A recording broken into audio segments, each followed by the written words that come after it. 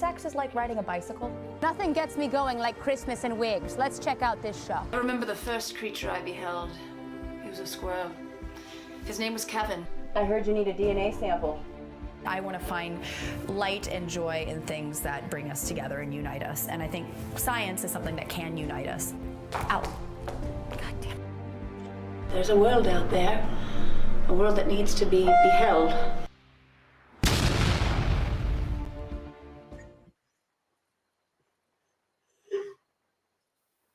Hello. Welcome to my live stream. This is going to be a Science for Social Change podcast. Hold on one second. Peter, quick thing. Yes. Oh, I hear myself. I got it. I fixed it. We're good. We're good to go. Okay. I figured it out. Folks, if it's not obvious, this is my first live stream. And first of all, a very special thanks to Peter, who is producing this and making this all happen. And I have a very, very exciting episode for you guys. I'm going to read the intro because this is going to be part of a podcast. So it's going to sound a little scripted because it is. But thank you again for being here. This is something I've been excited and wanting to do for a long time. And Peter has really been pushing me in this direction. And I'm just excited to share this guest with you and just more episodes. So, okay, today we have a totally clawsome guest. Yes, that is a terrible cat pun. She is not only a wildlife advocate, esteemed author, California director of the National Wildlife Federation. She also played a huge part in getting the entire world to fall in love with a lonely mountain lion roaming the hills of Griffith Park, a meager 9 square mile wild space in the middle of the second largest city in the United States. Los Angeles, also my hometown. But Beth Pratt has actively changed the way many Angelinos and folks across the entire world view and coexist with wildlife, urban and otherwise. She has taught us that urban wildlife is not something to fear, but we can peacefully live alongside these wonderful creatures. Beth is also tirelessly fought to get one of the largest wildlife crossings in the world built over the 101 freeway. It's also one of the freeways that P22 crossed to get to Griffith Park. And not only all of that, but Beth is one of the funniest, warmest, and most down-to-earth human beings I know. And she's also a dear, dear friend of mine and a fellow cougar. We've been talking about doing a Two Cougars podcast for a very long time, and maybe this will be the birth of that podcast. But I want to welcome Beth to Science for Social Change. So welcome, Beth. I'm so excited to have you here. Well, thank you so much for having me. And I'm with you. I think this needs to be the start of our Cougars for Cougar, Two Cougar podcast. Definitely. And thank you for that warm welcome. Right back at you. Natalia, just have enjoyed your warmth and funniness when I think our first cougar experience was when I always know when people are as crazy as me, when I toss out a crazy idea of let's get the P22 cut out to the New York Library Lions and take a picture. And you're like, yeah, let's do it. So there we were on New York subways with a mountain lion cut out, and behold, a friendship was born. Right. No, it was one of those things where, yeah, I mean, it made perfect sense. And it was one of those things where I remember the very first time I even met you was at a fundraiser to get the now Annenberg Wallace. Hold on one second. Oh, you're frozen right now, Beth. It's okay. You're frozen in time because, okay, I think we're bringing you back. Beth, I should note, and you can explain even further, Beth is in the wilds of just outside Yosemite Valley. So she is amongst lots of wildlife, but also bad internet reception, right, Beth? Yes. Yeah, exactly. So you can hear me though, right? So if my camera's not working, it might be, obviously all of us are in the middle of this kind of giant storm. So that definitely plays into it. But anyway, yeah. So sorry if my camera is frozen. I don't know if it's working yet, but we'll see. Okay. I love your lovely voice. Yeah. I mean, you were built for radio. I mean, well, you're there we go. But yeah. we need the live show too. So but yeah, I was gonna say the first time I met you, I remember a biologist, Jason Goldman, brought me to a fundraiser, in Westlake Village for.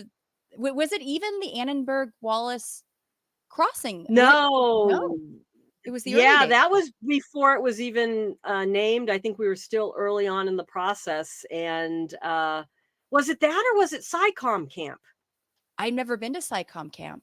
Oh, then it wasn't that because Yeah. Jason and Cara Santa Maria and all those folks had, SciComm Camp and stuff like that. So, Yeah, the LA yeah, Nerd Brigade. Shout out to them. yeah. Oh, we got you back. We got your beautiful visage and your hair. I had to compliment Beth on her beautiful her mane.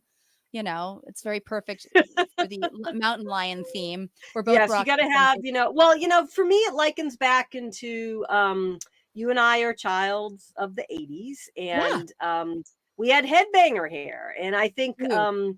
sadly, that is coming back, the big 80s hair, along with, I think, the mob wife style. But yeah, I mean, we're big hair gals. We grew up listening to Bon Jovi. So, you Yeah, got to big have the hair, big hair. don't care. Yeah, white Exactly. lion, white Yeah, snake. oh my God, White Lion. Yes. We should have got them on the trail to help out with P20. I mean, where were Oh, they? I I'm know. pissed. That's true. I don't know. That's a good one. Yeah. We had the Black Pumas. So there We you did. go. There you go. Oh man, Mhm. I'm so excited to have you here. And I want to, there's so many questions I have for you, many of which I know some of the answers to, but many I have no idea how exactly you got here. So I kind of wanted to ask a little bit about your origin story and where you grew up and how you fell in love with animals. Because when I think Beth Pratt, I think of a deep and abiding passion for animal welfare. Yeah, animals have just always been. I'm curious, is the I camera still know it's freezing still or are we? frozen. Let me see. Peter, just Hmm. how's that going? Sorry, guys at home. Yeah, sorry, technical. It's my fault. I live outside of Yosemite, and I mean, one option. Do you want me? You could probably tell a few jokes. You want me to come out and log back in? Do you think Yeah, that you might what help? what you could do is refresh the screen, and then Natalia has to bring you back in. That might fix it. That's fine. I can Okay, do let's that. see. I'm Okay, refreshing the screen. Okay. awesome. So, folks, what do asteroids do after working out? They take a meteor shower. Isn't that great? Isn't that awesome? Oh, Beth Pratt is back.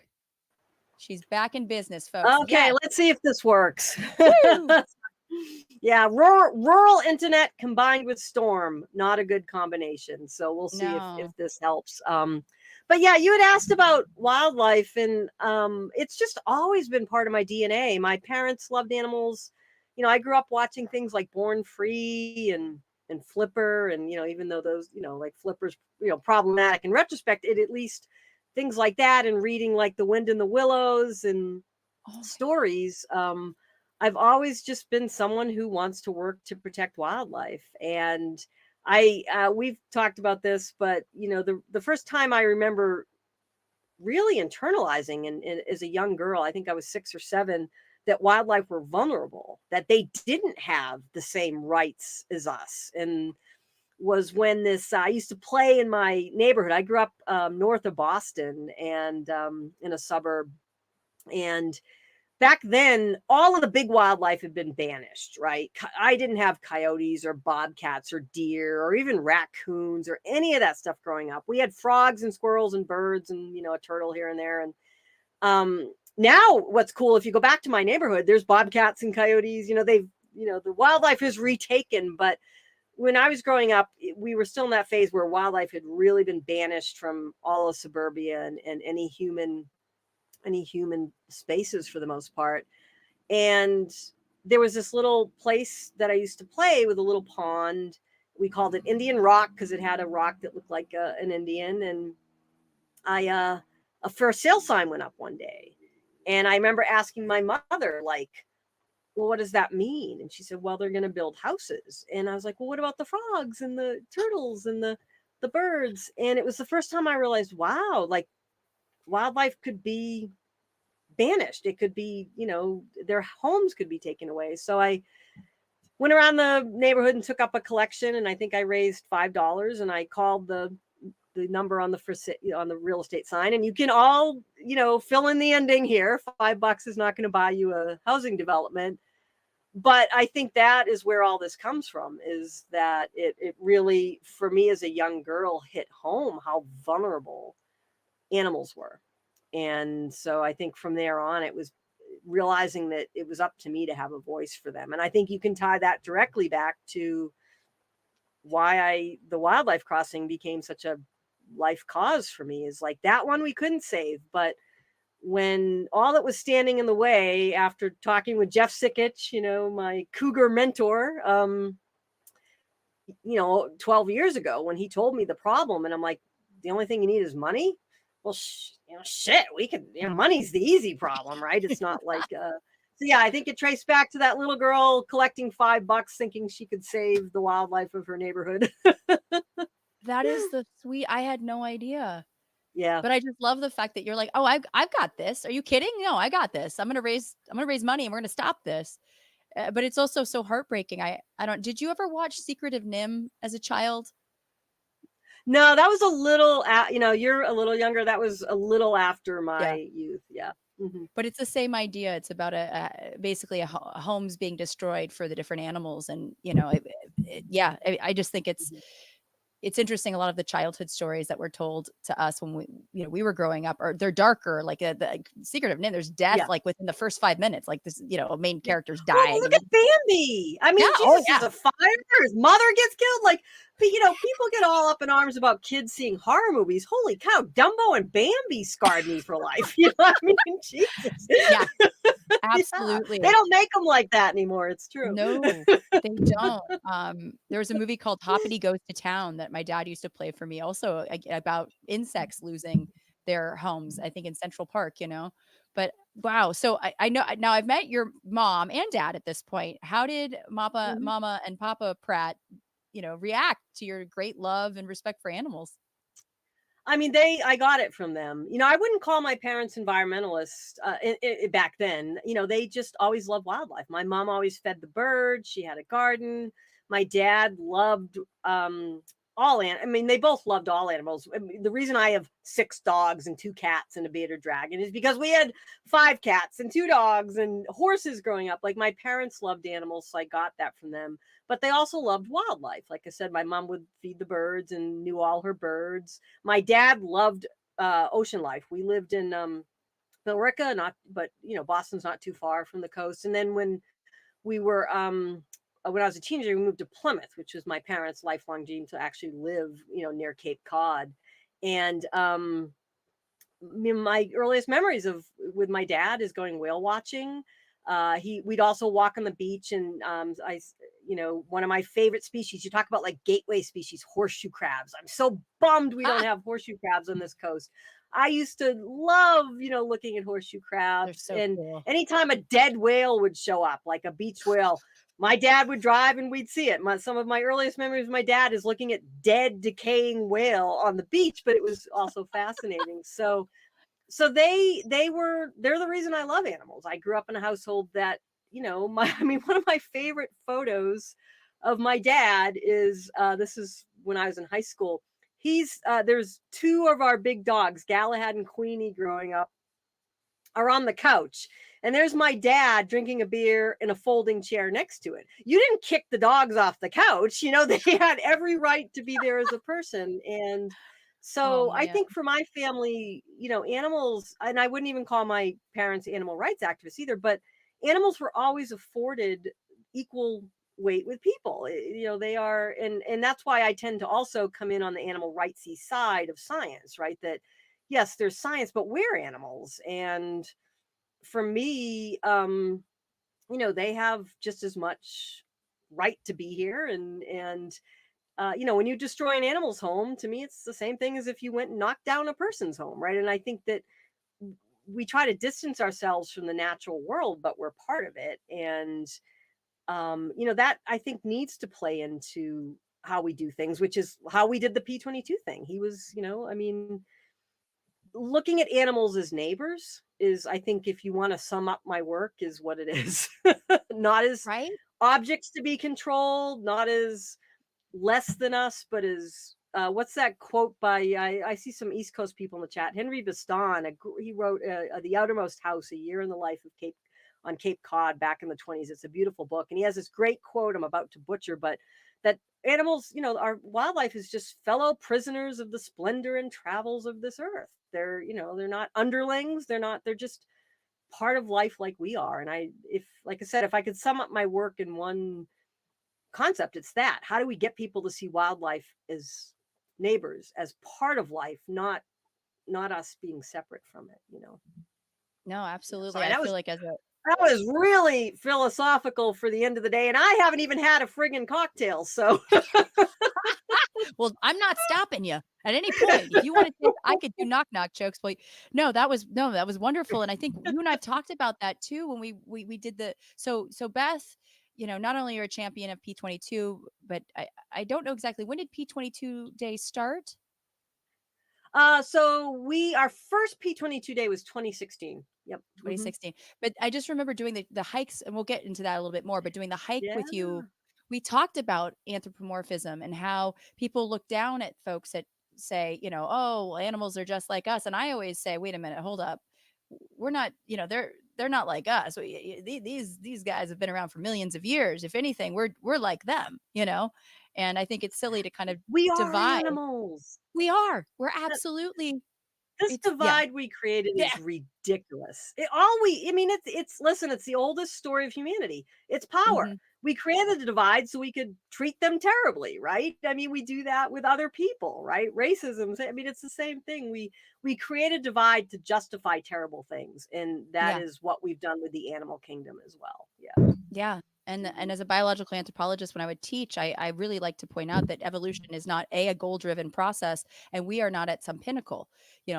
Our species, like so many other species, and our species is very young, we're still evolving, just like they are. And at any point we can get knocked off this map just like they can.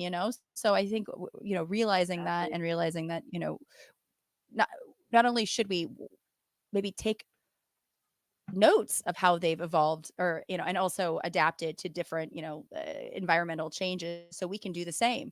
I feel like we're missing a huge piece of the puzzle when we ignore the fact that we can learn so much from animals. And I think you've done such a good point of bringing that up with your audience and with the people who have followed you. We do have a question. I'm going to, just so you know, folks, I'm going to kind of do this as a podcast in the beginning, and I'll open up more questions in the end, but I've got some good ones that I want to include because I think they're great. And I know people are so excited to have you on. I don't know why I just said that like I was from Minnesota. But Trenton Jones, they're so excited. Trenton Jones says, Beth, how can I bring awareness to Eastern states that mountain lions are an umbrella species and need to be protected, and possibly even reintroduced to states that they historically inhabited? That's a great question, Trenton. And, I think it all comes back to the social component of that. And for those who don't know what Trenton's talking about, the Eastern panther went extinct. The Eastern panther is just another name for mountain lion, same animal. They were hunted to extinction. And so they're, where I grew up in the Eastern states, except for Florida, but New England, all that, gone. No mountain lions. And there is actually, increasingly calls to reintroduce the mountain lion back there. Because what do you have back there? An overpopulation of deer. And why do you have it? Because there is no predator, right? We create, us humans, we create problems by disrupting the natural. And then, even if you don't like mountain lions or don't care about the deer overpopulation, I bet East Coasters are concerned about Lyme disease. And there are some scientists who are like, why do you have higher incidences of Lyme disease on the East Coast than we have here? Well, you have more deer, right? You have an unnatural. So I think that, to your point, Trenton, though, you can quote science all day long. And listen, I'm a scientist, so let me just say up front, it's not my day job, but it's my background. I consider myself a scientist. The science is important. And we are in a world that alarms me these days, because I grew up in an era, the 80s and 90s, when science was everything. You aspired to be a scientist. Science was something that at least we could agree on. Everybody wanted a man on the moon. These days, my God, the Flat Earth Society membership is growing, right? So I don't say this, I don't want this taken the wrong way. You need the science. We need the science to show us that why are there, what happens when you pull the mountain lions out of the population. But as we know, most people, so many animals have gone extinct, or so many conservation projects. It doesn't matter if the science is telling you should do it. It doesn't get done. You need the public to be engaged. And to your question, Trenton, this is how we did the P22 thing. You start talking umbrella species, which is technically scientifically correct, people start zoning out. You need to create excitement around what mountain lions are. You need people to love them. You need to build a movement about, what a landscape would look like with mountain lions and why they're special. Start having school kids draw mountain lions, near Plymouth Rock. I don't know, like I'm just making stuff up, but that's where you need, we live in an era of, people respond to emotion. They don't respond to facts, and you need the facts to back you up. Like, we would not be building this wildlife crossing without the science, but on the other hand, we wouldn't get it built without the public will. And that is a very different thing. You lecture people on the science. It doesn't, it's not going to get you far. So I would say, Trenton, start, talking about panthers and how cool they are, and do something zany. I mean, Natalia, we used a lot of humor, start inserting the panther in parts of the eastern landscape, like Plymouth Rock was one, but else we, put them on the Freedom Trail in Boston, put them at LL Bean in Fenway Maine. Park. Yeah. Yeah, Fenway. Oh my God. That's our new quest. We have to get the P22 cut out to Fenway Park. But I think it is, a new edition of my book is about to be released, When Mountain Lions Are Neighbors. And I wrote a new preface for it. And the concluding line in the preface, I won't get exactly right, is like, everybody needs to, for their community or whatever city or state, needs to find a P22. Not just so people will love, but so they'll act. And another example of this going on right now is Flaco or Flacco, however you say it, the owl. And have you seen, he's a Eurasian eagle owl that escaped from the zoo, flying around New York now, and people who never cared about birds love him. Yeah, and absolutely. I studied spider monkeys, and they're an umbrella species, and that was a thing and they're so charismatic. I mean, you're right. It's like facts and stats don't change hearts and minds. Stories do. It doesn't. Stories, charisma, exactly. humor. I mean, I always love the idea of cougars for cougars, a bunch of older ladies, just come on, P22. But yeah, I think a mountain lion with some Dunkin' Donuts at Fenway Park. You know what I mean? Like, come on. I love it. But I actually interviewed, a few folks last year for Defenders of Wildlife about the mountain lions and the panthers in the Florida Panthers, and how they introduced Texas Panthers, had them get down with each other to bolster their numbers. So do you think they could do something like that in the East Coast, or do you think people would be a little too resistant? It's interesting. I look at wolves as an example. You definitely have the biological conditions in New England. I mean, there's no doubt. There's, my God, the Maine woods, you could probably keep a cougar, alive for, it's the social tolerance you need. And I think that's where, looking at like the Yellowstone introduction of wolves, that's still a shit show, for lack of a better word, because the social tolerance isn't there, right? Now, it's so interesting. Wolves from that introduction came to California. We didn't introduce wolves here. They came themselves. But look at the social tolerance in California. 80% of people in California support wolves. Those, Rocky Mountain states, it's probably flipped to only 20%. Yeah. So I bring that up as an example of, you can have the biological conditions, but you need the social tolerance as well.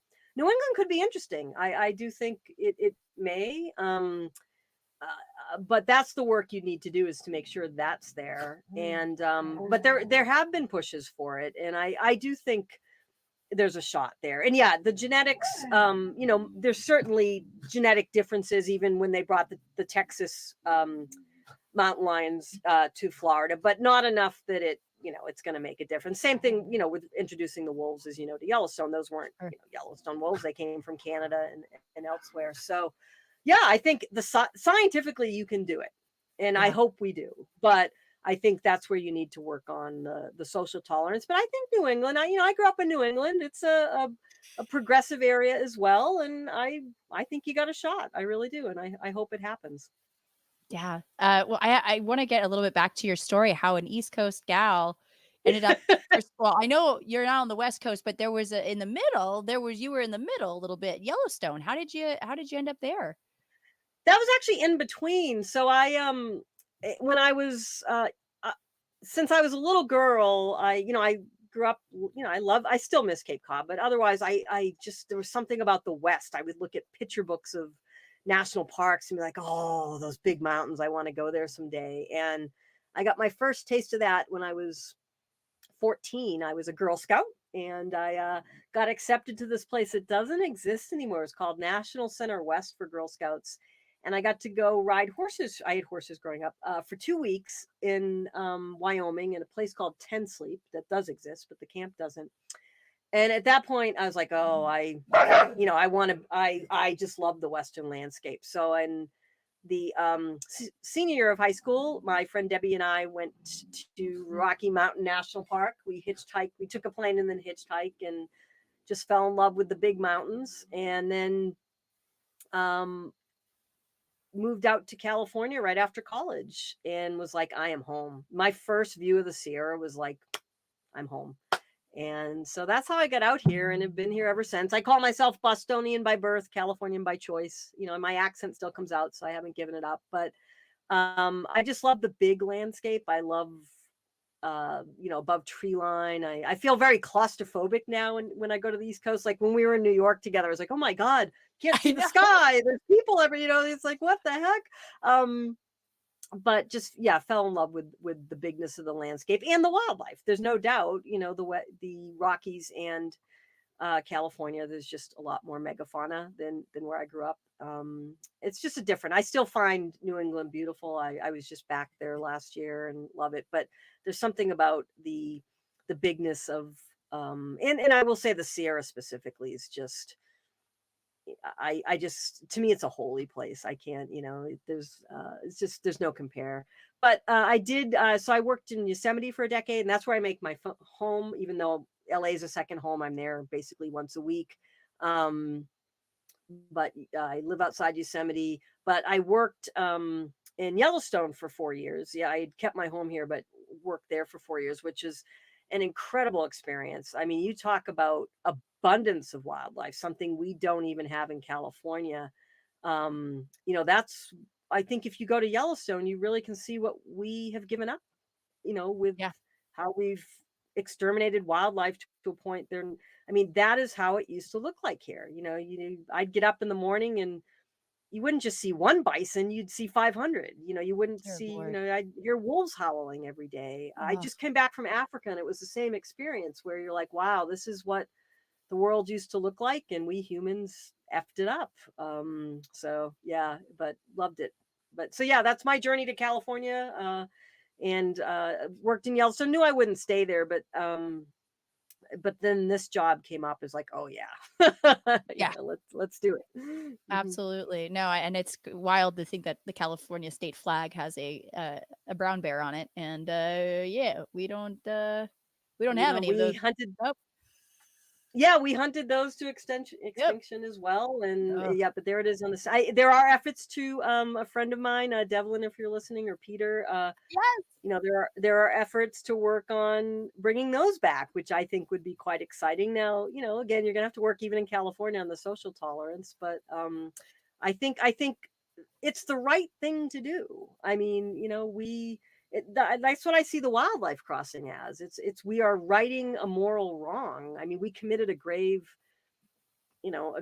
error that had an disproportionate impact on life around us, which seems to be, not to get too philosophical again, in our human history. And I'm not just talking our modern world. You go back to the history of humankind, and we just have a disproportionate impact on, 70,000 years ago, we were driving some species extinct, right? It seems to be something in us that we have a disproportionate impact on our surroundings. Now, obviously, we're taking that to the extreme in our modern world, but yeah, to, that abundance. But, we didn't know what we were doing when we put in the 101 freeway at least in terms of habitat connectivity, but now we do. So, to me, Now we these are do. righting great wrongs. I feel Yeah. like we morally have to do these things, right? We morally should bring the panther back to the East Coast. It was us who, banished them. So yeah. Yeah. No, absolutely. And I feel like we're like the domestic house cats of animals, where we just, Yes, oh God, no. you know what I mean? There we Killing go, 2 yeah. billion birds a year just because we can. Like that's us. Like we're like, I We only need are. one bison, but let's kill 10 and just let them watch It's watch true. them rot. That's a great way to put it. Or we should say the outside house cats, because I Yes, have yeah. 2 domestic cats. They are But inside, and I know we're gonna piss off all the. Listen, I love cats. Cats are the I love them, but they should be clearly. inside. The Yeah, science is clear. They should be inside. Like that is exactly. yeah. So I have Yeah. I have so many things to ask you, my lord. But just because I'm like I told Peter I was like this could go on for 5 hours. We could be here It all could, night. yeah, It it really could. could. I mean, like let's But P22 because I know was the wildlife Mhm. crossing even on your radar until P22? No, I don't think it was on a lot of people's radar. The way I got involved in the crossing was I was literally writing a book. I just started my job. And as part of my job, I was writing a book that was, going to be kind of a more general book on California wildlife to start engaging people around our state's incredible wildlife. There hadn't been like a book written about our wildlife for some time. And what So is that it was one of called? the first. Well, the book it turned into When Mountain Lions Are Neighbors, but that Oh, was not the original scope of the book. P22 sort of took over the book like he took over my life.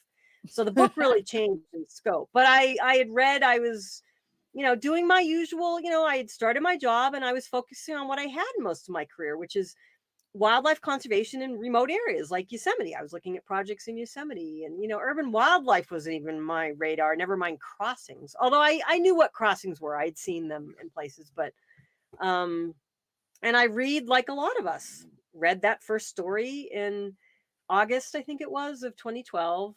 Mountain lion makes a home in Griffith Park. And I don't think fake news was a term at the time, but I would have used it. I would have been like, there is no way that's true. Like any good snobbish Northern California, I'd maybe been to LA like 4 times. I hadn't never been to Griffith Park. I didn't even know it was there. And I called up, I had some contacts. I called up a friend who worked in the Park Service because I've worked, with the Park Service my whole career. I said, do you know this Jeff Sikich guy? And she's like, yeah, I can introduce you. And now Jeff's a really good friend now. We're very close. So it's kind of funny to tell this. But I called him up and he was so gracious enough to take me out. We went on a tour of Griffith Park. And I did a TEDx talk on this, so some of you may know this, but I'm standing there at first just aghast, like, oh my God, there's a mountain lion here?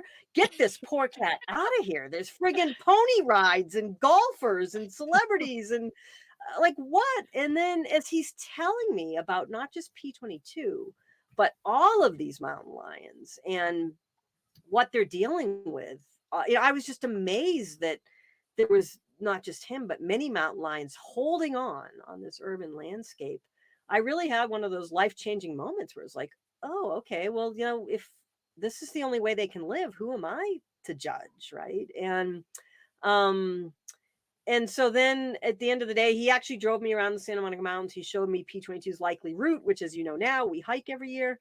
Yeah. And at the end of the day, I was like, so I'm just so blown away how, I just started my job. How can I, and, through my role, the National Wildlife Federation, help? And just like, well, there's this little wildlife crossing we've been trying to get built. And, it's stupid me. He's like, oh, sure. How hard can that be? Right. Knowing nothing. And, now 12 years later, as it's taken over my life. But at that point, the wildlife crossing, like Fran Pavley and the Santa Monica Mountains Conservancy, like Joe, Edmondson and Roy, I mean, they had started sort of a working group around it, but they were talking about it, again, not wrongly, but just in very scientific terms, genetic, diversity, biodiversity, fragmentation. And it just wasn't something that anybody was really resonating with the general public. So so I think what I like to say is this project took a village, and it took, there's a core team. And I was just the missing piece. I couldn't do it alone, but the missing piece of the goofy woman who relentlessly would be out there advocating for it, talking about the dating lives of cougars and willing to give up 12 years of her life to raise, $100 million dollars and counting. And obviously that, with amazing team like Lauren, if you're listening to, and others. But still, it took a lot to get there, including the science, but you needed, to pull off something this ambitious. You needed a good PR person. And boy, are you the best PR person. Oh my goodness. Which is so weird because my love job is not fundraising. I'm a, biology field person with an MBA. I never thought I'd be the spokesperson for a cougar, but here we are. I feel like Ari on Entourage, No, but seriously, I again, this is where your warmth, your sincerity, your enthusiasm for conserving, because conservation is a heartbreaking endeavor. Every time we hear a report of, another mountain lion getting killed, it's just like, what a arrow to the heart. But you just keep going. Like, you have this persistence. And I love the tenacity that, you're a little kid saying, I'm going to fundraise and I'm going to save this piece of land. And you took that and you fundraised over $100 million, Beth. That is it was not easy. Wild. I think that is, yeah. I mean, there's two sides to that. One is, and I love, it's a very hopeful project, and I'm really proud of it, and we all are. And Lauren, my one of my team members, calls it the most hopeful construction project in the world, which it is. So, for me, the moral compass was always, I was just talking to someone else about this today. The moral compass was always the mountain lions. Like, okay, like now that I think we all feel helpless. I see the polar bears, starving, and I'm just like, throw them some friggin' salmon or something. Like, you feel so helpless, right? This was one, like, as soon as I heard about it, okay, how can I look away? It reminds me, and I'm not trying to elevate what I did, but I just reread, I was telling someone else the story. I'm this is a hard project for all, the version of me the public sees is the positive one because that's my job, but it is 16-hour days at the computer. I haven't had a vacation since 2018. I don't remember my last day off. It takes a toll. It is not all fun, right? I mean, if you really want to see the real day, it's 16 hours at the computer and, me exhausted, collapsing into bed, having to, not be able to spend time with friends, right? I mean, my friends know if they want to see me, they need to come to an event. So I don't say that as woe is me, but I think, people need to understand you don't get to punch the clock if you're going to, tackle something like this. On the other hand, it's such a project of great hope. But what drives me was I was thinking about this. I was having a particularly tough time the last few months. Just work's been just a lot, right? And so I was rereading, and plus the state of the planet, right? And the state of our society is just, so I was rereading Lord of the Rings. I'm a big, Tolkien fan, and that always seems to bring me comfort. And the scene where there's two scenes stuck out for me is when Frodo is at the Council of Elrond. I'm sorry, everybody, I'm geeking out. And they're all arguing over who's going to take the ring to Mordor. And he stands up and says, I'll take the ring, though I don't know the way. And it's not that nobody else could do what I did, but nobody else was. And, to me, after hearing, like, Frodo, like, okay, if I don't do this, the state of humankind is at fate. It was the same thing. If I don't do this, the mountain lions vanish. So, like, I think, we have moments where we can step up, all of us, or ignore the problem. And I just couldn't ignore this problem. And I think that is, that's what kept me going, even though it's been really hard. So I don't know, again, if that's too philosophical, but when, when the ring, the ring quest is presented to you, people, don't ignore it. Take the challenge. Do it. No, but it's true. It's, it's like you have to in life step up. Like you have to be, I mean, nowadays you hear a lot of people talking about being the main character in your movie, and it's like, what is that going to be? It doesn't have to necessarily be what you did. It could just be like, well, okay, the work environment is really hostile and I'm going to do something to change it, or whatever you got going on, or, I want to help this squirrel out that is hit hard times. It's, it has no peanuts, whatever, but honestly, it's true. But I think we get we get afraid of big things. I mean, listen, this was, I still have nights of the soul like, oh my God, how are we going to do that? Like, it's not done. We still have a lot of things we need to do for the Wallace-Annenberg crossing. I mean, it's challenge, I spend a lot of my time solving the challenge of a week, but I just think people get scared off from big things. And I think, where we are in the world, we all have to adopt Frodo's,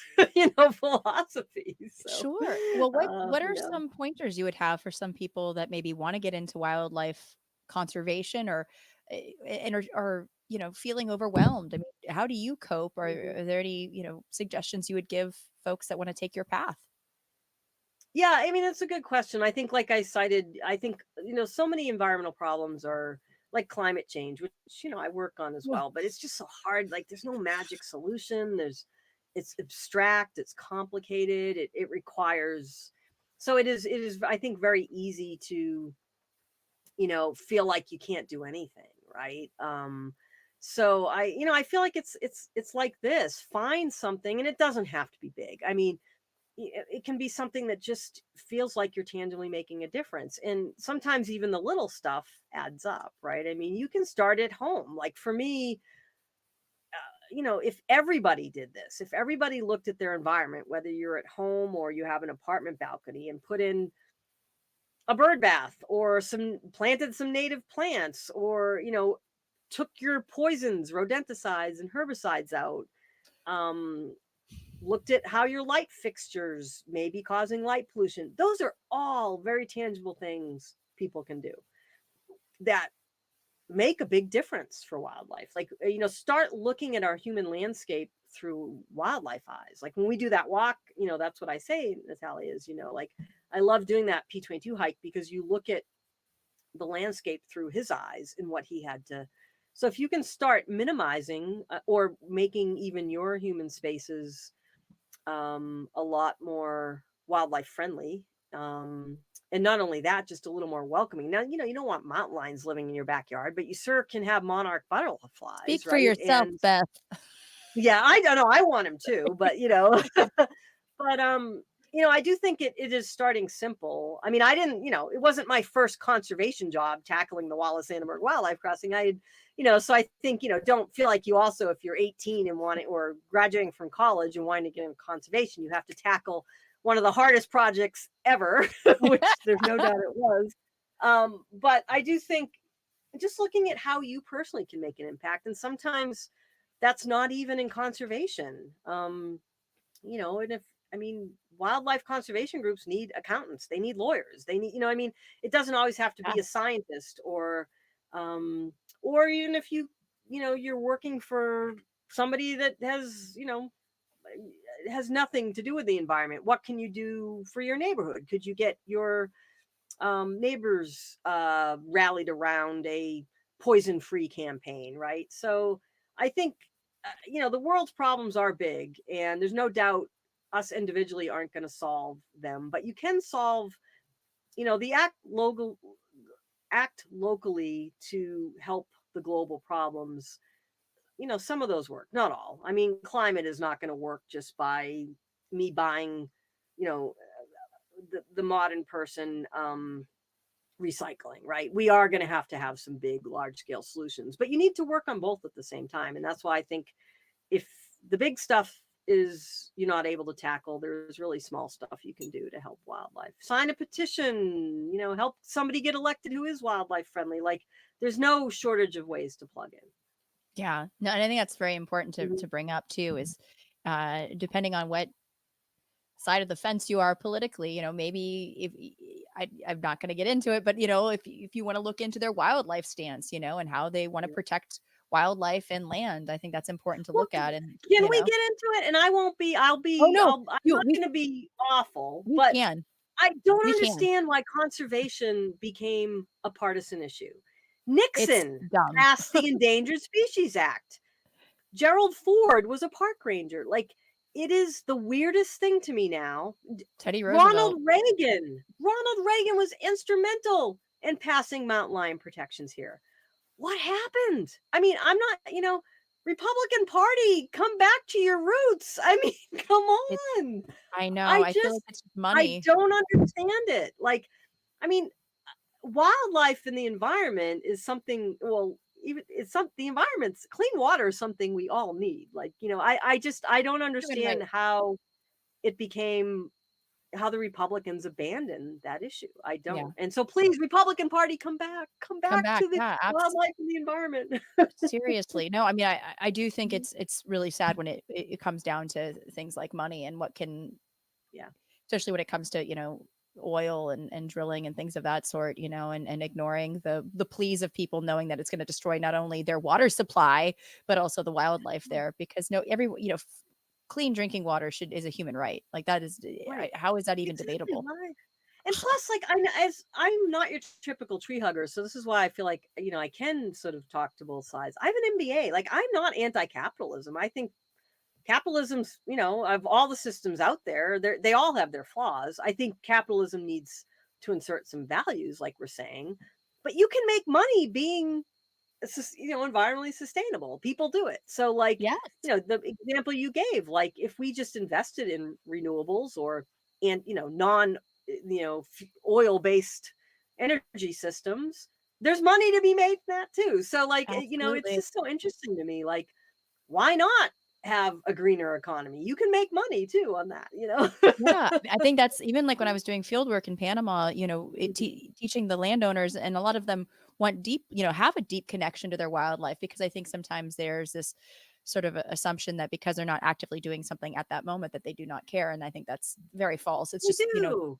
they do, and they have to make money some way. So, but showing, in this case, by deforesting this area, it was creating a desert, because there's a lot more wind disturbance, and that's not great for raising cattle or even growing shade-grown crops. It's just not feasible over long term. But even in that region, there's actually reforestation going on using carbon credits and red credits, That's great. incentivizing reforestation and taking care of the environment. And I feel like there should be more of that, here in the I US one agree. And day. there's to me, if you just talk about wildlife, like if we just focus on that, none of the most people have a connection to wildlife. I don't care what political side of the spectrum you're on. You can, whether you're a rancher or a hunter or a animal rights activist like me, or whatever, right? I mean, most people, maybe not Trump, but most people stop if a bald eagle flies over, or but Or um sociopaths, which same thing.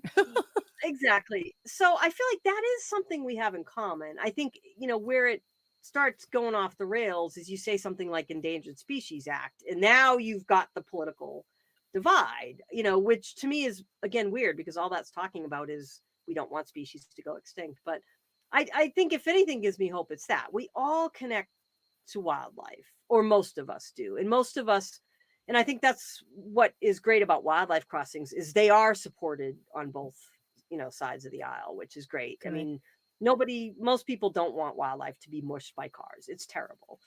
So there's one we can really, most of us do agree on. So but I agree. I think meeting people where they're at, like what you just outlined, is a good way to start. And building on, I think, bringing a lot of these things back to, when you are trying to, and it gets back to how I've done my work, right? If you do want to pass something like ESA, or if you don't, if you do want not drilling to not occur here, like just leave the science aside for a while and appeal to people on the most basic connection level, which is you are Sure. going to kill this animal. Mhm. A lot of people, come around Yeah. when it's presented in that light. Yeah, and I was gonna say even back to like just education starting young to get people, and I wanted to kind of to tip of the hat to you for getting all the education out there for young students who, I mean, P22 Day, there are so many I different schools that come out that do songs that make murals and paintings and things of all these sort like like plays. I don't even know. So how did that come about, and how would you maybe encourage other folks that are trying to get like maybe Flacco or whatever, or another, you know, another animal in another town that's I know. charismatic and That champion owl, them. I want to go to New York and see him. He just, oh my God, the photos of He's him on people's fire escapes hilarious. is hilarious. He is a charming guy. Hello. Yeah, I mean, I think that's, it is. I don't want to leave out the adults because a lot of adults, and Yeah. as you know, we do a lot of adult engagement, whether it be, hey, come listen to the Black Pumas or P22 Day, come have cougar cocktails, whatever. But because a lot of adults, if you do, didn't get that education in school, you still, but the kids are everything. And I think that getting back to how I started to love nature, it was that storytelling. But so when I first started this work, we heavily involved the schools. The LA's school districts, I think, what was it, District 7, or is that the Caltrans district, was heavily involved in co-creating P22 Day. And to this day, some of the schools who helped start it are there every year. So I think, part of it is education, part of it's storytelling. And you see how it is so powerful to the students. So for me, it gets back to what I was like advising Trenton on.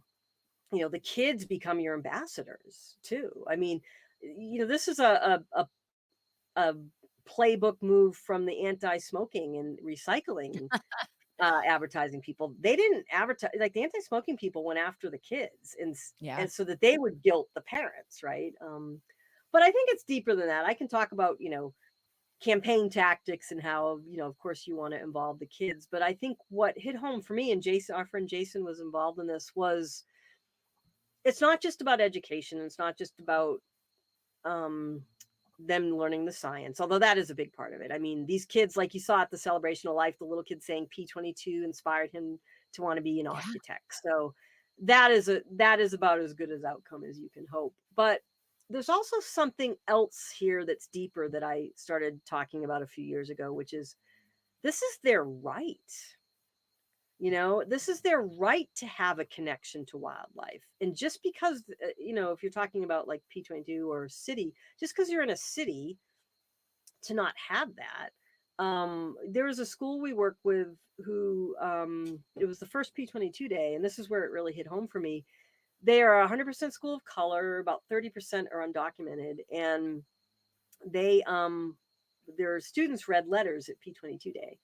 And this one little boy was reading his letter, and I luckily we got it all on video, but I'm standing next to Jason Goldman, and the little boy reads this longer letter, but he says, P22, I'm sorry you're scared and lonely and sad. I've been there before.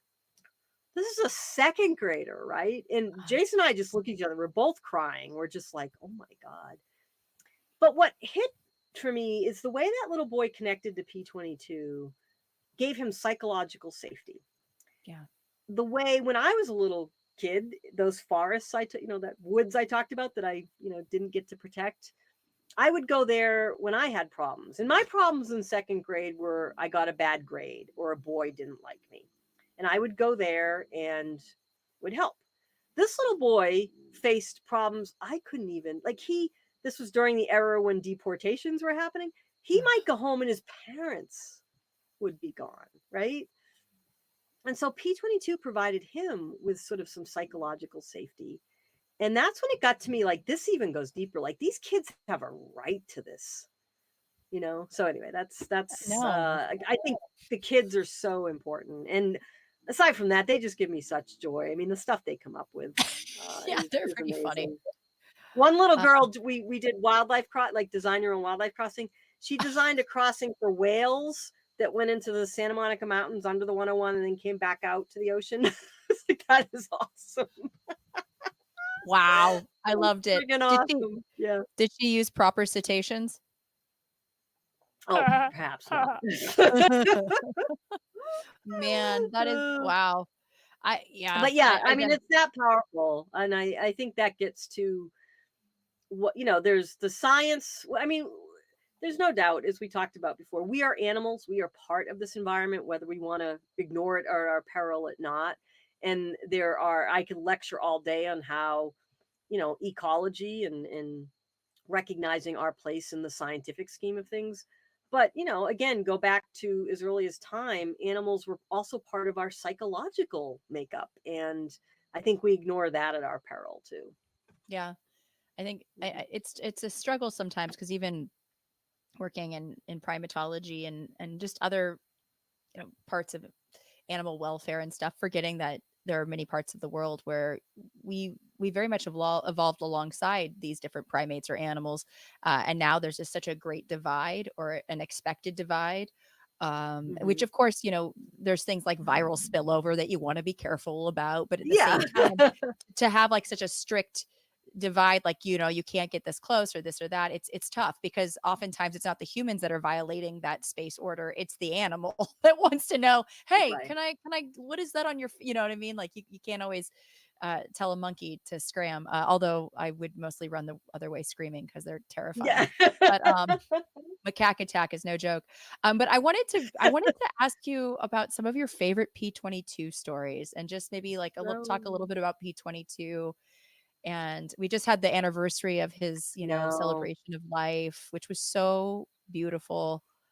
that was And you guys, beautiful. It really oh, was. It was. I mean, it was hopeful too. Again, I don't know that I'm a optimist. I'm a realist, but that was a very hopeful.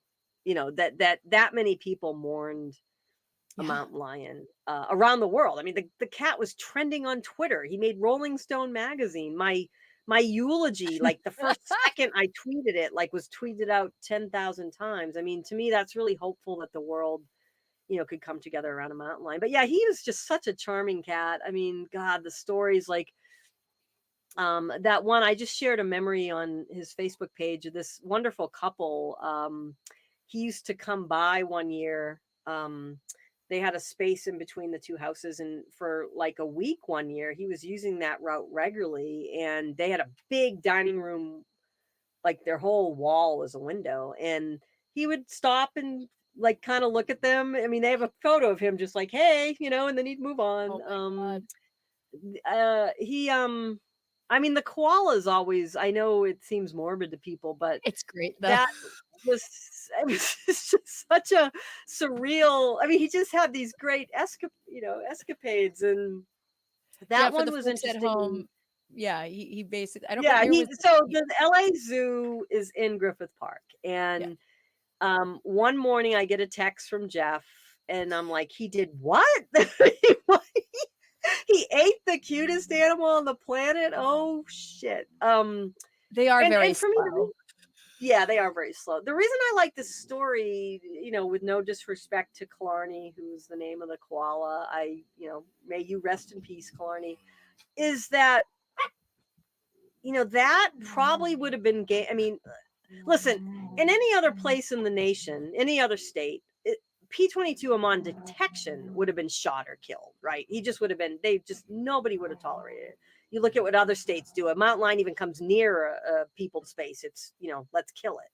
But all right, so they, P22 stays, because, this is the value system I love about California and LA, that we, not perfect, but we at least give some recognition that native wildlife belongs here. But that was kind of a turning point in that, oh shit, he ate an animal at the zoo. The zoo at that point had the right to kill him, or at least order, that he, and what happened? Like again, everybody rallied around P22. I never thought in my conservation career I'd have to issue a statement about a mountain lion in LA eating a koala, but we did. But people, Australians were posting on his Facebook page, hey, we'll send you some more koala. We don't mind. We love you, P22. The zoo apologized, like literally, and this made like headline, Washington Post, New York Times. The zoo was like, our bad, our fences weren't high enough. It's not P22's fault. And there was just something wonderful about not the poor koala's death, but about how, it was the right answer. I mean, P22 did belong there. It was his native home, not the koala. And I just love that story because it was the first time we're like, wow, people really are supporting this cat being here. Yeah, but poor Killarney, sorry, buddy. But hey, Killarney, you were the first koala in the history of the planet to be eaten by a mountain lion. So, buddy, I mean, does he qualify for that award? oh, listen to you. No, it's terrible. Don't ever No, that's give me. good. That's No, good. it's bad. It's bad. Just yeah, that story. I remember being like, it's like what I wonder what he tasted like, a little cough drop, a little mentholatum, you know, just Yeah, little I eucalyptus know. baby. Yeah, I think they keep them Someone on inside now, right? Facebook made a little koala going up to heaven over the Hollywood sign with a little angel, but then P22, sitting there saying, "We still love you, P22." It was pretty good. That's really sweet. But Yeah. yeah, I Oh mean, my. there is a billion P22 stories.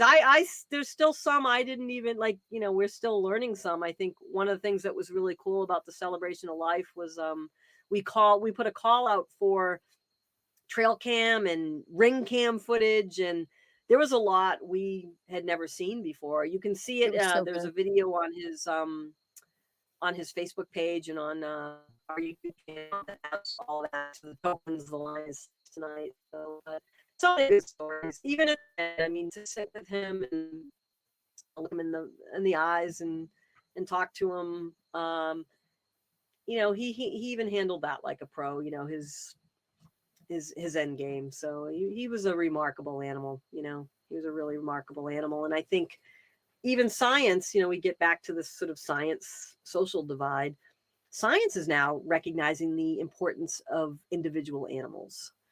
Not just socially, but to their own perpetuation of their kind. That much like humans, right? I mean, you need individuals can and often do make a difference to the future of their kind. And so I think that's P22 was a data point, but they're seeing that in wolves and grizzly. It's really interesting stuff to me that I think us who have spent so much time even around our own animals knew, but just it hadn't been documented scientifically. So yeah, I am hopeful there. I think science is catching up with what those of us who've spent a lot of time around animals know.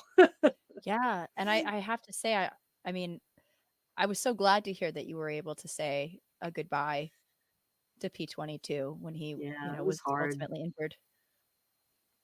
It Yeah. was probably the most, I joke, although it's really not a joke, it's the truth. He was the most successful, serious relationship of my life. And I don't think it's any accident.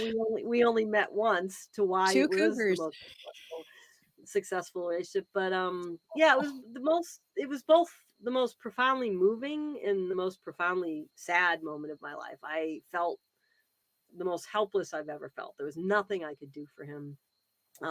It was pretty cool. He was like, there was no I could feel his breath. He was in this room. They couldn't, I mean, we could go on for what was wrong with him. They couldn't put him outside because of a pretty awful skin parasite he had. It was beyond mange, and they didn't want to affect at the San Diego Zoo Park. That was the original intent. Bring him down there. He at least had but when what was it? Demodex goatee. They'd never seen it before except in Wow. cats. So another reason to keep your cats indoors.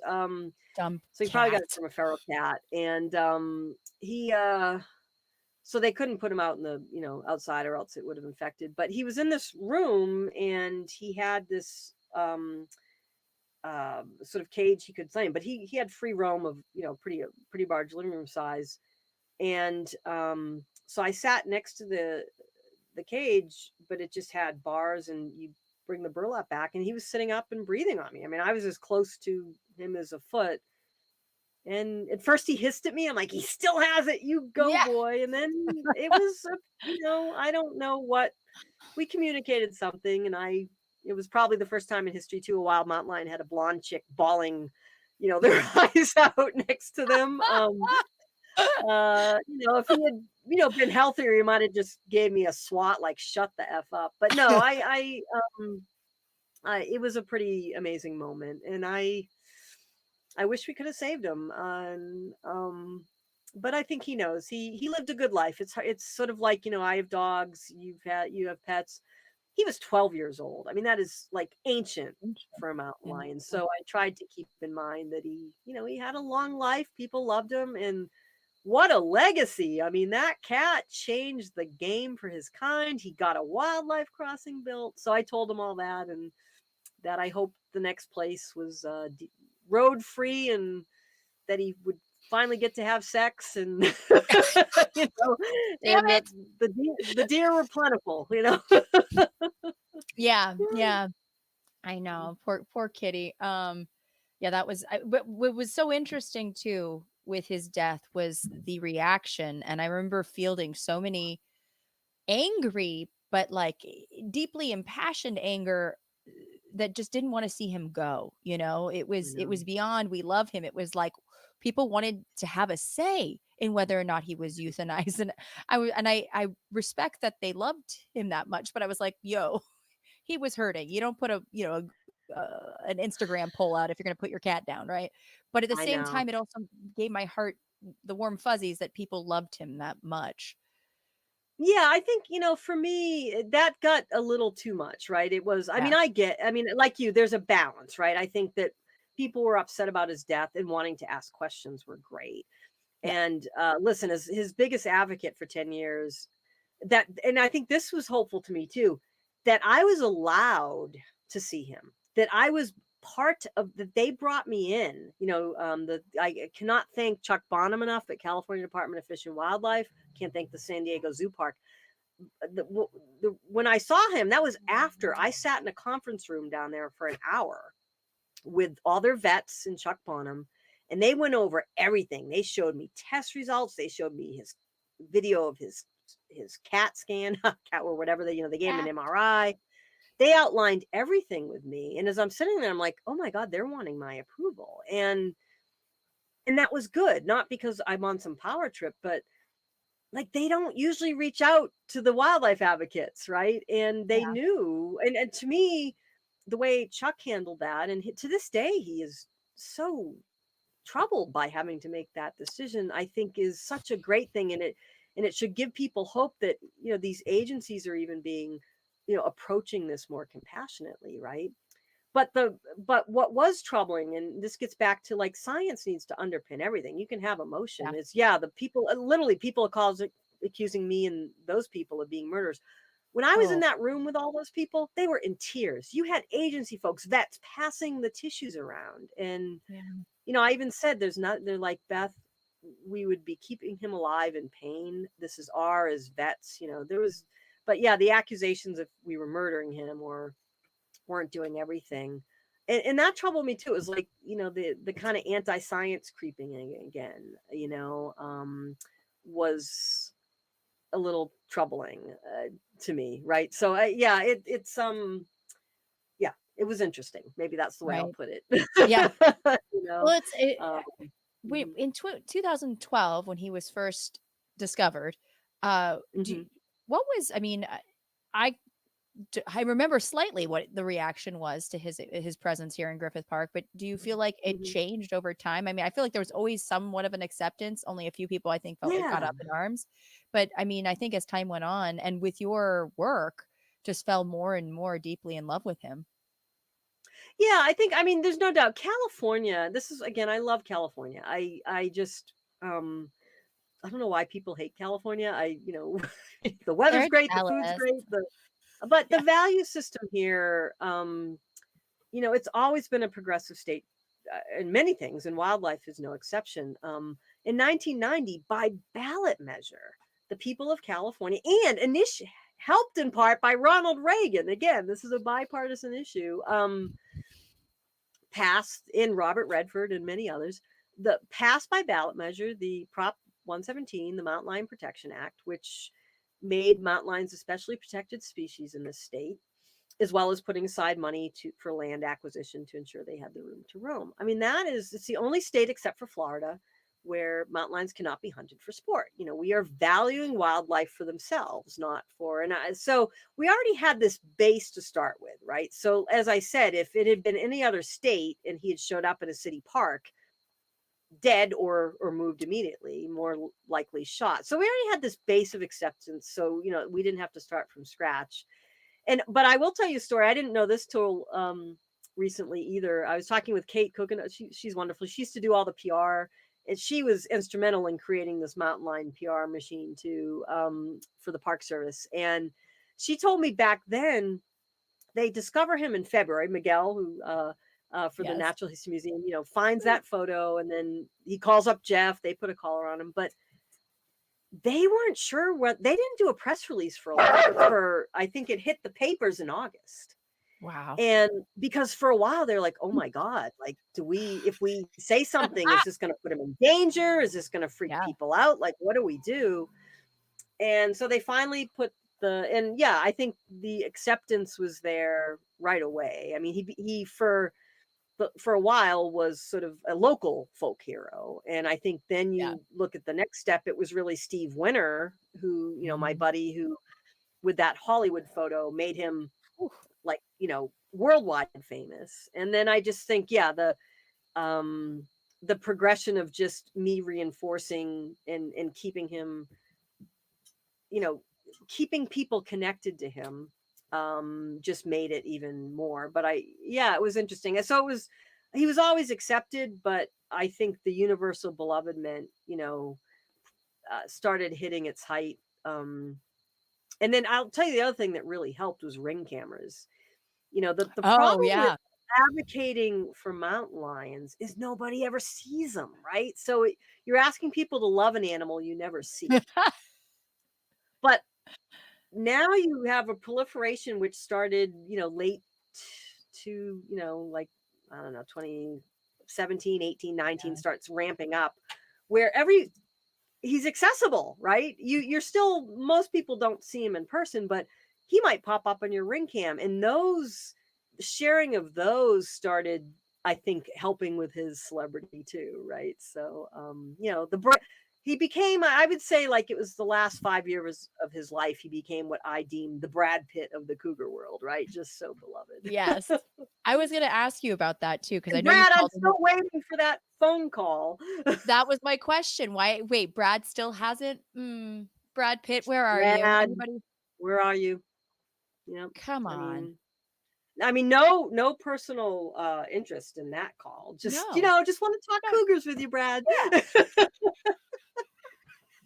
I just want to sit down and talk about big cats. That's all I want to do. With you, Brad Pitt. That's all. That's it. I don't want to look at your chiseled body or perfection. No. That scene in Once Upon a Time in Hollywood when he takes the shirt off. I mean, I saw it. Sorry, we're told, but I saw that in the theater, and like even the men in the theater gasped. It was just like, Brad, we need you. I mean, he's a very pretty symmetrical person. I feel like he's just like very, But yeah, I was gonna say were other celebrities. I feel like there were some celebrities. My dog liked to be a part of the podcast now. Baby? This is Knox. He is one of 6. He is my newest rescue. They're all rescues, and he's a good boy. Yep, he's a good boy. Yeah, he was on death row, and he's a good boy. I love him. We had, I mean, that was one of the really fun parts, and still is, about this, where this was, right? I mean, P22, he couldn't have picked a better spot under the Hollywood sun. I mean, you're in LA. I mean, you had Will Smith had a mountain lion on his property. He was on Ellen DeGeneres talking, he thought, he was like, that was an African lion, I think, and she was telling him, I think it was P45. It was one of the study you had. Really? Rainn Wilson has been he was just so wonderful. He did our earliest PSA and then sang that hilarious song at the Celebration of Life about cougar poo. It was such an interesting Hollywood story. One of my favorite ones, just because it was just so bizarre, was Mel Gibson's divorce lawyer. Was one of our biggest. He would donate all the time. He was the nicest guy. He would email me like once a month, how's the crossing going? He passed away. I was so sad because he didn't get to see groundbreaking. But there was, just so many others. Alan Ruck. I mean, to me, the most Hollywood moment was the Alan Ruck moment. And let me tell you, getting an email from Cameron as a Gen Xer was probably one of the highlights of this. He was on his deck, and one night and P22 ran by, and Alan, as he recounts it, is like, he was like, "Hey, P22!" Shouted at P22 like we would shout at Alan Ruck if we saw him on the street. I'd probably be like, "Cameron!" Right? And he said, "Yeah, P22 just ignored me." You know, I thought that was a great. And then my love of Lord of the Rings and my favorite celebrity, Viggo. I got to meet Viggo Mortensen, and I have a picture of him with the P22 plushie, which is probably my favorite moment in the whole campaign. So yeah, the celebrity angle has been, I mean, obviously these people have enormous influence. Barbara Streisand gave, who else? God, I'm missing people. Ed Begley Jr. has been a part of this. He's a Van great animal. Latham, if you listen to The Ringer, Van Latham came to our last P22 day, and he's been great. I mean, there's just a whole list, and I know I'm forgetting. Oh my God, the most important one, Julia Butters, who's become a good friend. Yeah. She wrote, when she was age 8, before she hit, like, now she's doing Spielberg movies and Tarantino movies. She wrote the best letter I've ever received in my conservation career. She's 8 years old, really. She is just as smart as that character in Once Upon a Time in Hollywood, about how the need to protect P22, and she had a whole plan, and then she sent this petition where she had people sign. Now, when she sent me that, I don't watch TV, so I didn't. She was on that, I think it was American Housewife show. I didn't know who she was, but I'm reading it, and I emailed her back. I would love to talk to you. My God, this is like the best letter ever. But then I'm reading the petition, and I see, oh God, what's his name? Nathan Phil. He's on Billion? Yeah, he had signed the petition, and I'm like, I love him. Yeah. So, but anyway, Big crush. she's just been amazing. She shows up for us all the time and really cares.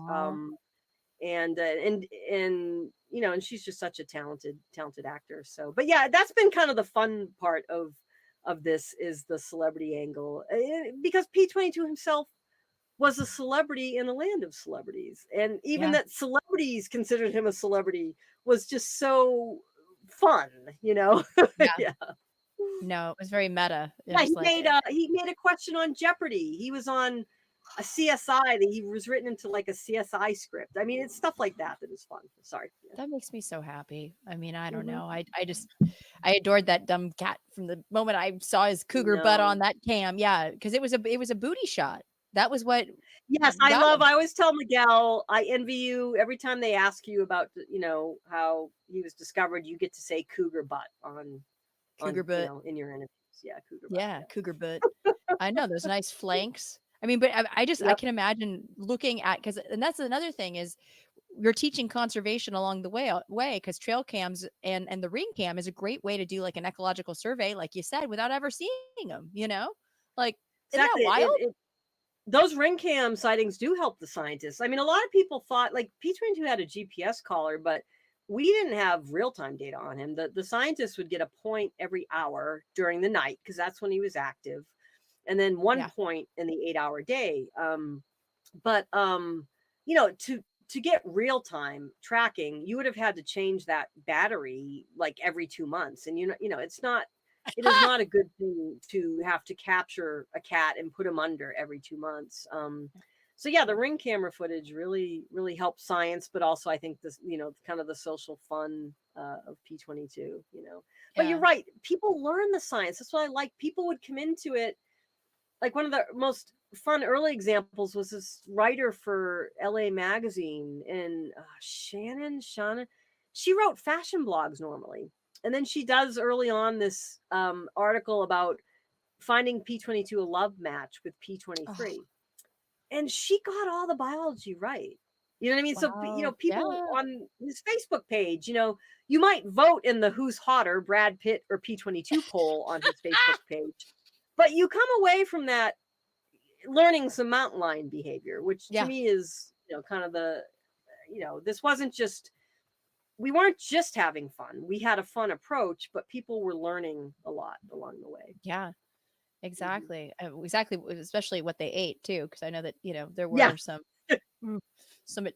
attempts at other dogs and some dogs, but you know, hey, look, you got to do what you got to do. And that was towards the end of his his And life. you want But to see how beloved he was. The first, and again, mountain lions, think of how many, mountain lions there are. Think of the 40 million people in the state and how many dogs are. I don't even know how many dogs are in the state. And not I have enough. dogs, and I'd be obviously devastated if, a mountain lion didn't. But on the other hand, they just don't that much, right? They are really going after deer. And at the end of his life, that it's not that P22 hadn't killed a dog before he had, but it was, unusual. It was usually a dog running in Griffith Park. That was, his behavior the last 6 weeks of his life turned on a dime. And now we know why. He was suffering from a bunch of health issues. But the first Chihuahua that was killed, that family, they reached out to me and said, they apologized. They said, we're devastated over our dog, but we don't want P22 hurt as a result. Wow. Thank you, Wow. wonderful people. Yeah. But I think, to me, what a wonderful attitude to have, even though, again, my dogs are my kids. I'd be devastated, but they recognized it's not the mountain lion's fault. It's not the dog's fault.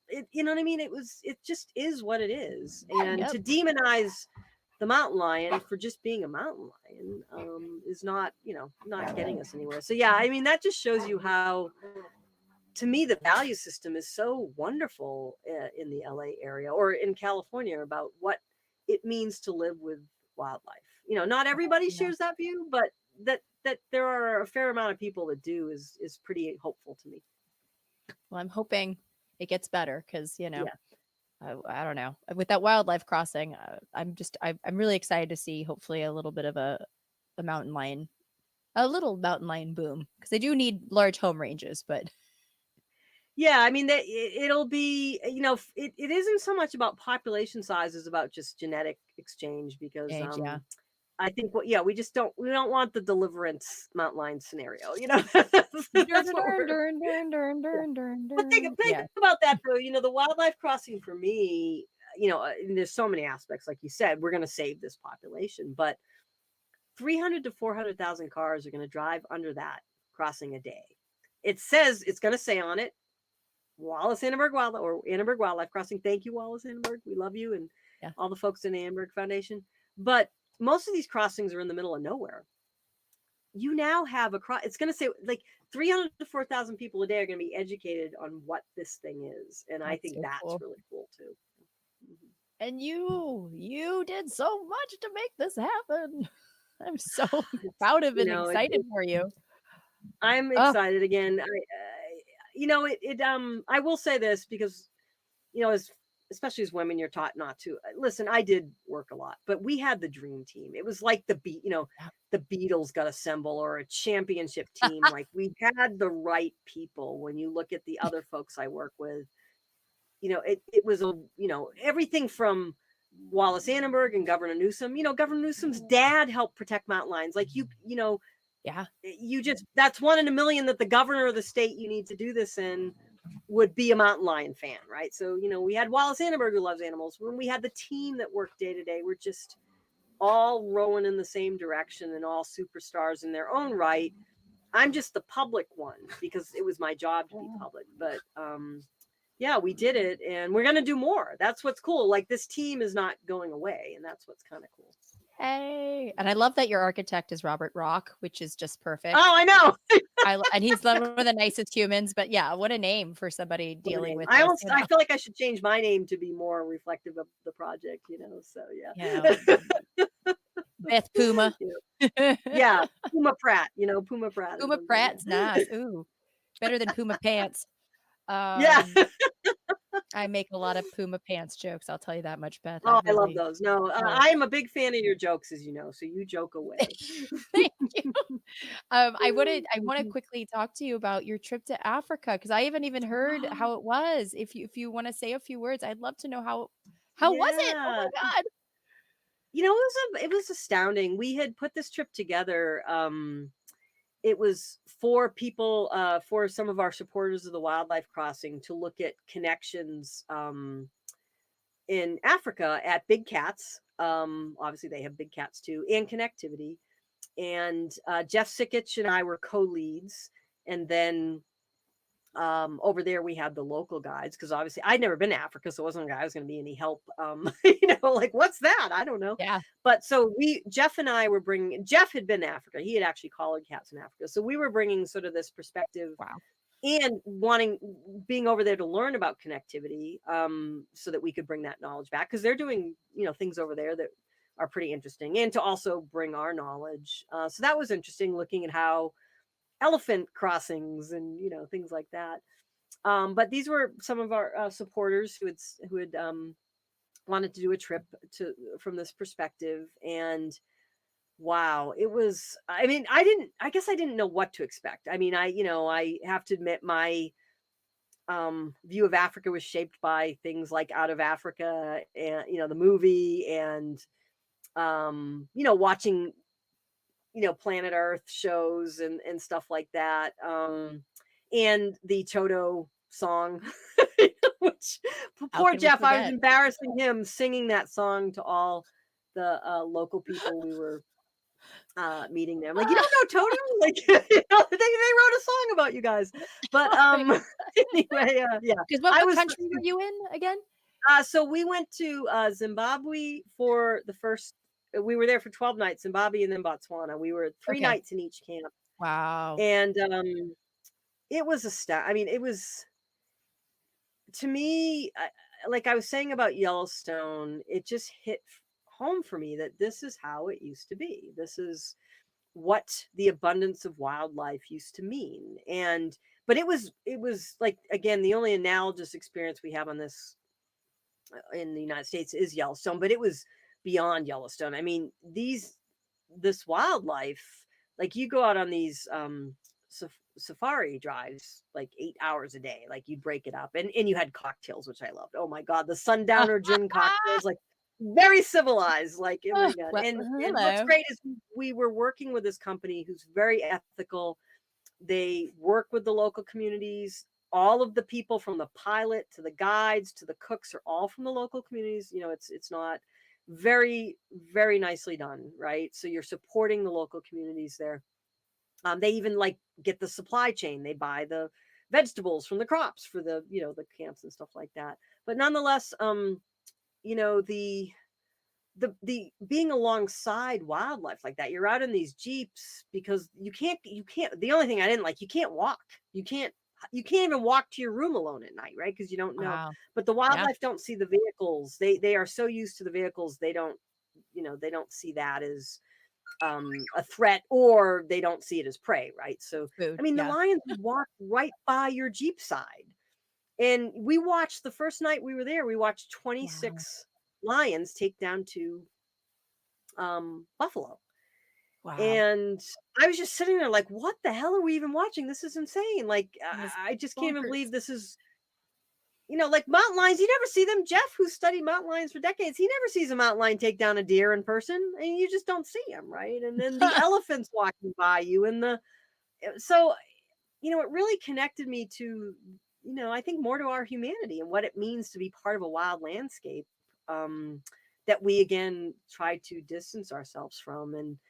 And it just hits me at what we lost. The magic, the incredible connection to be among wondrous beings like that all the time. Boy, we effed it up to not have that everywhere. Yeah. I will tell you, they have these elephant dugouts. So you could, they weren't just for elephants. So you get in these dugouts or in these watering holes. And I have video, like, the elephants walk right there. And they're like 2 feet from you. And oh my God, I started crying. I have it on me. Like, I cried when I've always, since I was a little girl, wanted to see elephants and lions. And so I spent a lot of time with tearing up, because it was just that profound. So, and we're going back. We're about to announce another, won't be till 2025, but we are going to offer another trip. So stay tuned. That's fantastic. And I'm so sorry, Natalia. I was supposed to go with you to the Galapagos. We will go someday, but yes, the wildlife crossing did not cooperate. But you are going to go to one of my other dream places soon, right? Yeah, Galapagos. I'm leaving on the 26th. So yeah, but everybody was so sad, because they were really excited to hang with you. We talk about P22 being a celebrity. You are a celebrity in your own right. And they were just like, wait a minute, hold on. We get like multiple animal expert people. What's going on? Like how, and like, I was just so excited to run amok amongst blue-footed boobies and marine iguanas and Oh, I Galapagos know. tortoises with I'm you. so bummed. We will We'll do do it one again. together someday. I We will promise. do one I again. promise. Yeah. Yeah. We Yeah. will do one again. And if Madagascar is still open, if you're interested, but no pressure. Cause I know you I got would, so much the going on. problem is the problem with like we have this phase 2 of the crossing and Yeah. the construction schedule, and until that is lined out, which will be July, my life is still like not. That's why like they were talking about doing another wildlife trip, Africa trip this year. I'm like, that has to be next year. I just can't predict the schedule. Yeah. That's the problem. But both of those at some point, yes, I know you're going to be doing other trips, but Yeah. definitely we will do them. But yeah, this crossing has to. Phase 2 has to be underway before my life is my own. So yeah. How many phases are there? There's just two actually state. So the right now, what you're seeing being built is the portion over the 101. Great. It's all one structure. This is kind of insider construction logistics baseball, but we had to relocate, or we have to relocate a utility line in the middle of the two of the structure. There was two options. One is wait to do that, which would have meant the crossing would have even started being constructed till like 2026, or we can phase the two structures. Got it. Which is what we chose to do.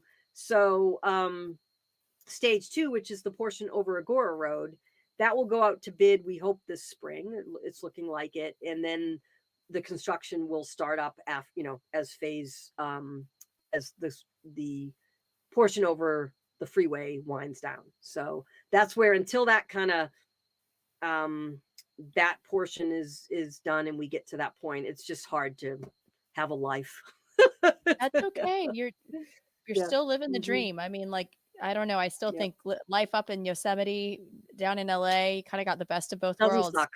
I can't, I feel like, as we know, we're all luckier, than a lot of folks on this planet, and to have the freedom to be able to do this work. I mean, listen, I'm in the nonprofit world. I mean, I'm never going to be financially secure, but I'm also not poor. I have 6 dogs and food on the table. I feel, even though it's hard work, I mean, God, I can't think of anything else I'd rather be doing. I mean, I'm with you, Yeah, living the dream. living the dream. And can people visit Oh, and I have a the book, and my Yosemite wildlife book is the other thing that comes out Yes. next year. Yeah. Oh, so excited. So I'm as I wanted proud as that as the crossing. Mhm.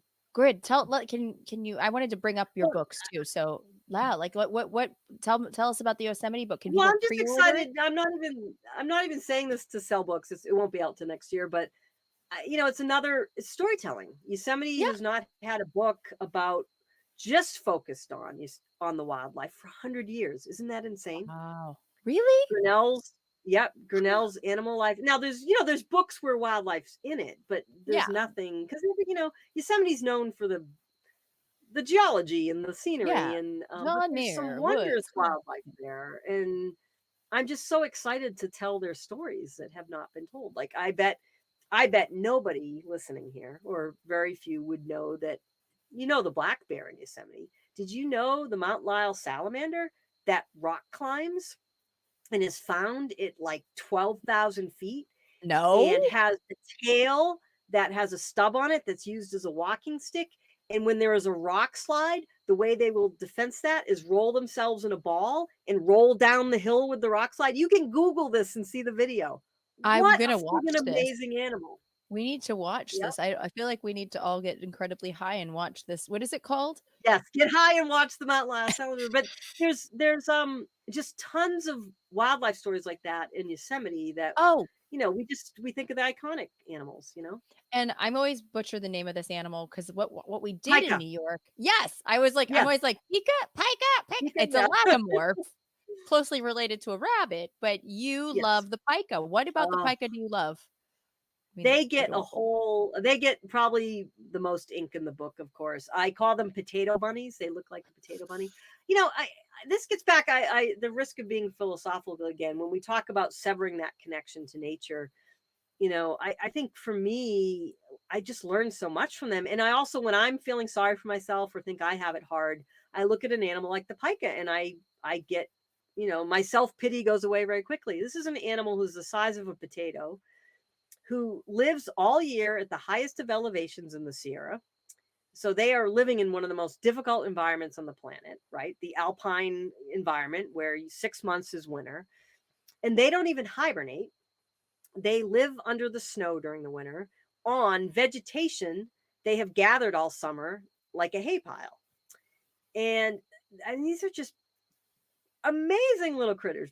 Can I say badass on this podcast? I mean, they can, they are, and they're really small, but they're very confident, and they have no defenses except their wits, and they will often outwit like a weasel based on, strategy and stuff. So, yeah, I mean, I just take so much inspiration from nature. I think we all should. Like, life ain't easy, and I think that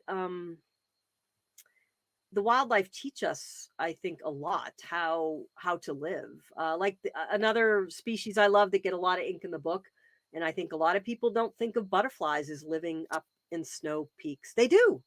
These butterflies in the alpine environment will migrate over 12,000 foot peaks, and some of them I'll see will have tattered wings. And again, I look at them and it's like it's like the crossing. If they can fly over, if something that doesn't even weigh the weight of a feather can fly over wind-swept 12,000 feet with tattered winds, I can suck it up and get a wildlife crossing built. You know what I mean? I feel like that nature can teach us so much about resiliency, which for some reason has become a bad word these days. I don't know why. Like, I think resiliency is a very good trait to have, especially with the coming apocalypse, right? I mean, be ready for it. So, I think resiliency, the bad rap it's getting recently is like creating boundaries. You know what I mean? Like, and I think there's like, you know what I mean? Like being resilient to bad dysfunctional families. Like I get that, but like resilient against the world. I mean, that's just survival, and I think that's a survival, good thing. Right? Yeah. I mean, like, and we're kind of we're close in age, so it's like, I mean, we drank water from garden hoses, and I ate all sorts of weird. I don't even know what the things I would eat, put in my mouth. I mean, that sounds weird, but you know what I mean. I'd eat all sorts of weird flowers and things, and whatever. See what happens. Come home when the lights or the street lights come on. Throw you out. That was our childhood. Yeah. Yeah, the sort of trying to negate every hardship or anything that gives us, that makes us uncomfortable, I think is not, we are animals, not how animals live. And indeed, it will probably be our undoing because, again, when the zombie apocalypse happens, it's not going to be the people who can't deal with hardship who are, going to, But yeah, I think that's where learning from wildlife, I think, can help us. Just maybe what I'm trying to say. See, my dogs like to be wolves. They can help us. That is actually Jeremy. They will often pretend to be, I'm closing the door a little bit, coyotes, because they think they're still wild, and they will do a group. This is what's so cool. Like our dogs, so far from wolves. My dog they live on couches, but they still retain some of their wolfiness, and they will do a group barky howl like coyotes and wolves. But anyway, what I was saying, maybe what I'm trying to say is, I think what wildlife helps me with, and I think it would help more, is to put things in perspective. And because they have to, what choice do they have, right? They have to. Yeah. Years ago, it was a weird situation. I did the Today Show talking about America's obsession with boobs on the Today Show. It was very strange. And so the next, I remember, and it got delayed a couple weeks, so I got a little toasty that night, and I had to fly the next morning, hungover, and I sat next to a priest, and I was like, "Ah, fudge." And he said, I'll say it. He said fuck within the first 5 minutes. And I was like, well, this just got interesting. But we had this amazing conversation about, he thinks that what has really kind of been the undoing to and this is 2011. So this is a while ago. This is before social media really kind of took over. He was saying that, our day-to-day life, not being exposed to stress that you would have, like, say, if you're running from you know what I mean? Like that is why he loved extreme sports. This is an extreme sport right now. I'm watching you cuddling with Knox, this dog. Sorry.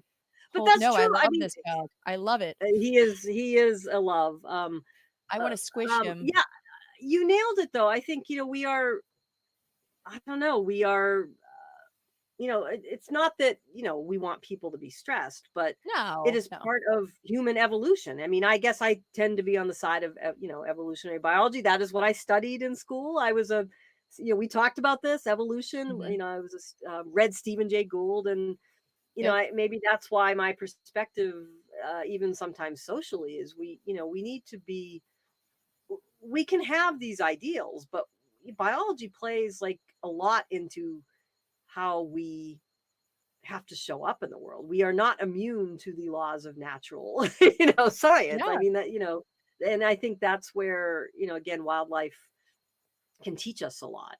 Yeah. Maybe to realign our perspective. Yeah, but yeah, hey, I grew up in Boston. My mother says the F word. Like it is hard, Ah! being a Californian where it's not as accepted. Yeah.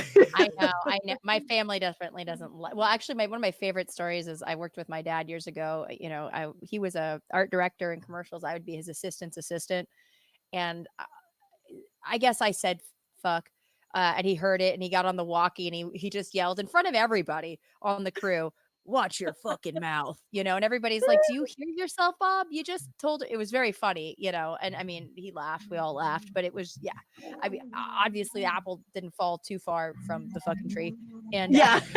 you know, so Plus, there's no other word.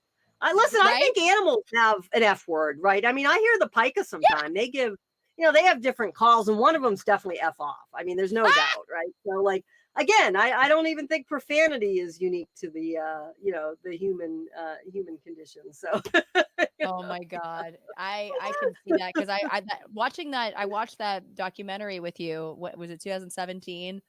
I think that the Pica doc. We oh, watched right, that. at the film. Yeah, Yeah, that's when I was in New York when we were taking yeah. the P-22 cutout around. Yeah, wasn't that phenomenal? That was I so forget the much title fun. of it, but it was about the pika. Yeah. It Mhm. was so cute. And I love them. I think they're the cute. I mean, I had a pet rabbit for my longest relationship, by the way, is with a Was a rabbit named rabbit? Trixie that I had for 10 years. Oh.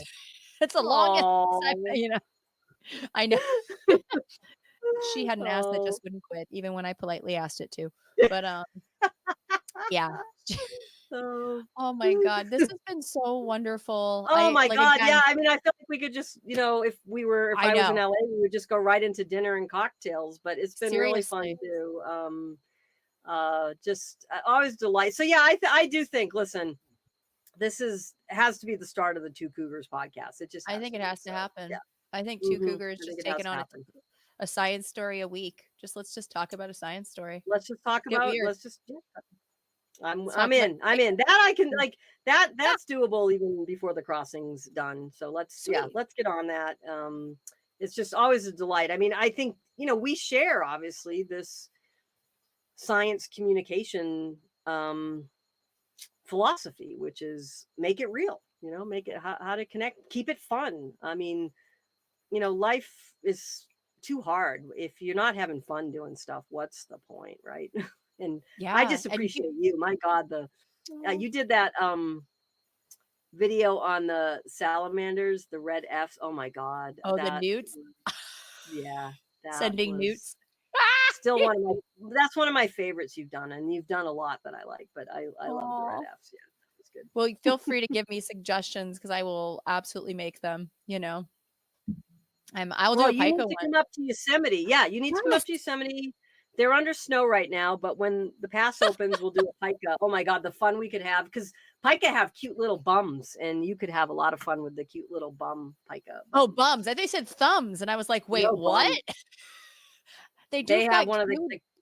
they have the cutest little bums, and yeah, Google pika bum. My name will probably come up associated with it since I post many pika bum photos. But yeah, Beth we will Pratt, do a pika.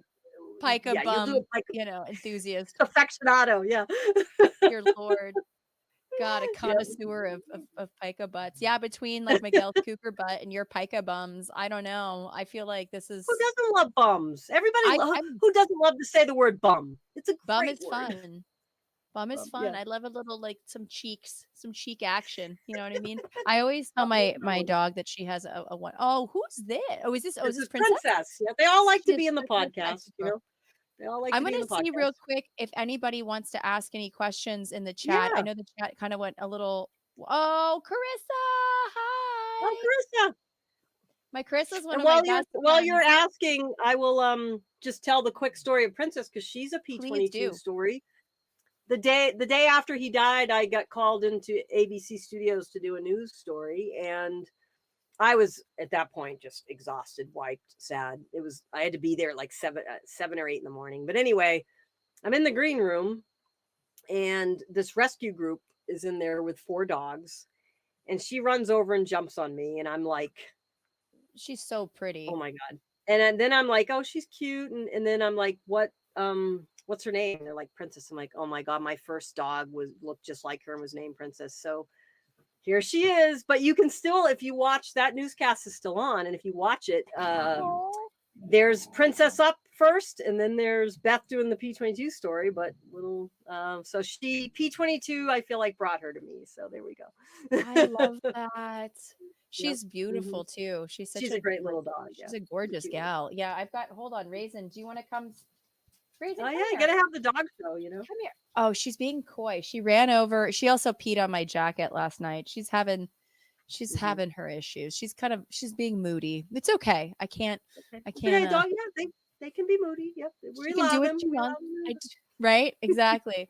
Right. So how can folks find you? Yeah, I know that's ominous, but are you on social media? You can, I am about as findable a person as any because it's my job to be findable, right? But you can find me Facebook, Beth Pratt 1, Twitter, Beth Pratt, Instagram, Yosemite Bethy. My website's bethpratt.com, saveLAcougars.org. Just Google Beth Pratt Cougar, and I mean, it comes up. But if you do my Facebook page, if you want to friend or follow me, whatever, I do post, as you know, Natalia, both Facebook and Twitter and Instagram. I use them a little differently, but it really is lots of, you'll see wildlife crossing updates. You'll see my own personal, like it's about to become butterfly season. So if you like butterflies, follow my pages. But I do a lot of wildlife posts, as you know. So the social media is probably I don't write a blog anymore. I mean, nobody reads them. So I just will do mini blogs on social media about this wildlife. So, so if you like wildlife photos, any of those social media accounts will work. Yeah. And I wanted to just give a shout out for your book, Say I Love Wildlife. Was that came out in? Oh yeah, that was so we have this is one, I Heart Wildlife. It's a little different. This is a pandemic project. I worked on it with a friend who has a publishing company, and it's kind of for both adults and kids, a guided activity journal for wildlife. And then When Mountain Lions Are Neighbors, which this was the book that actually it's this new edition. It's on Amazon right now. I think you can pre-order. It'll be out March 25th with a new preface about it. And that's P22 right there. Beautiful photo of him. God, he's so and then Yosemite Wildlife, probably, it is a huge book. It's 100,000 words. You know how big that is, with photographs by a friend who's a professional photographer. He did Rob Hirsch.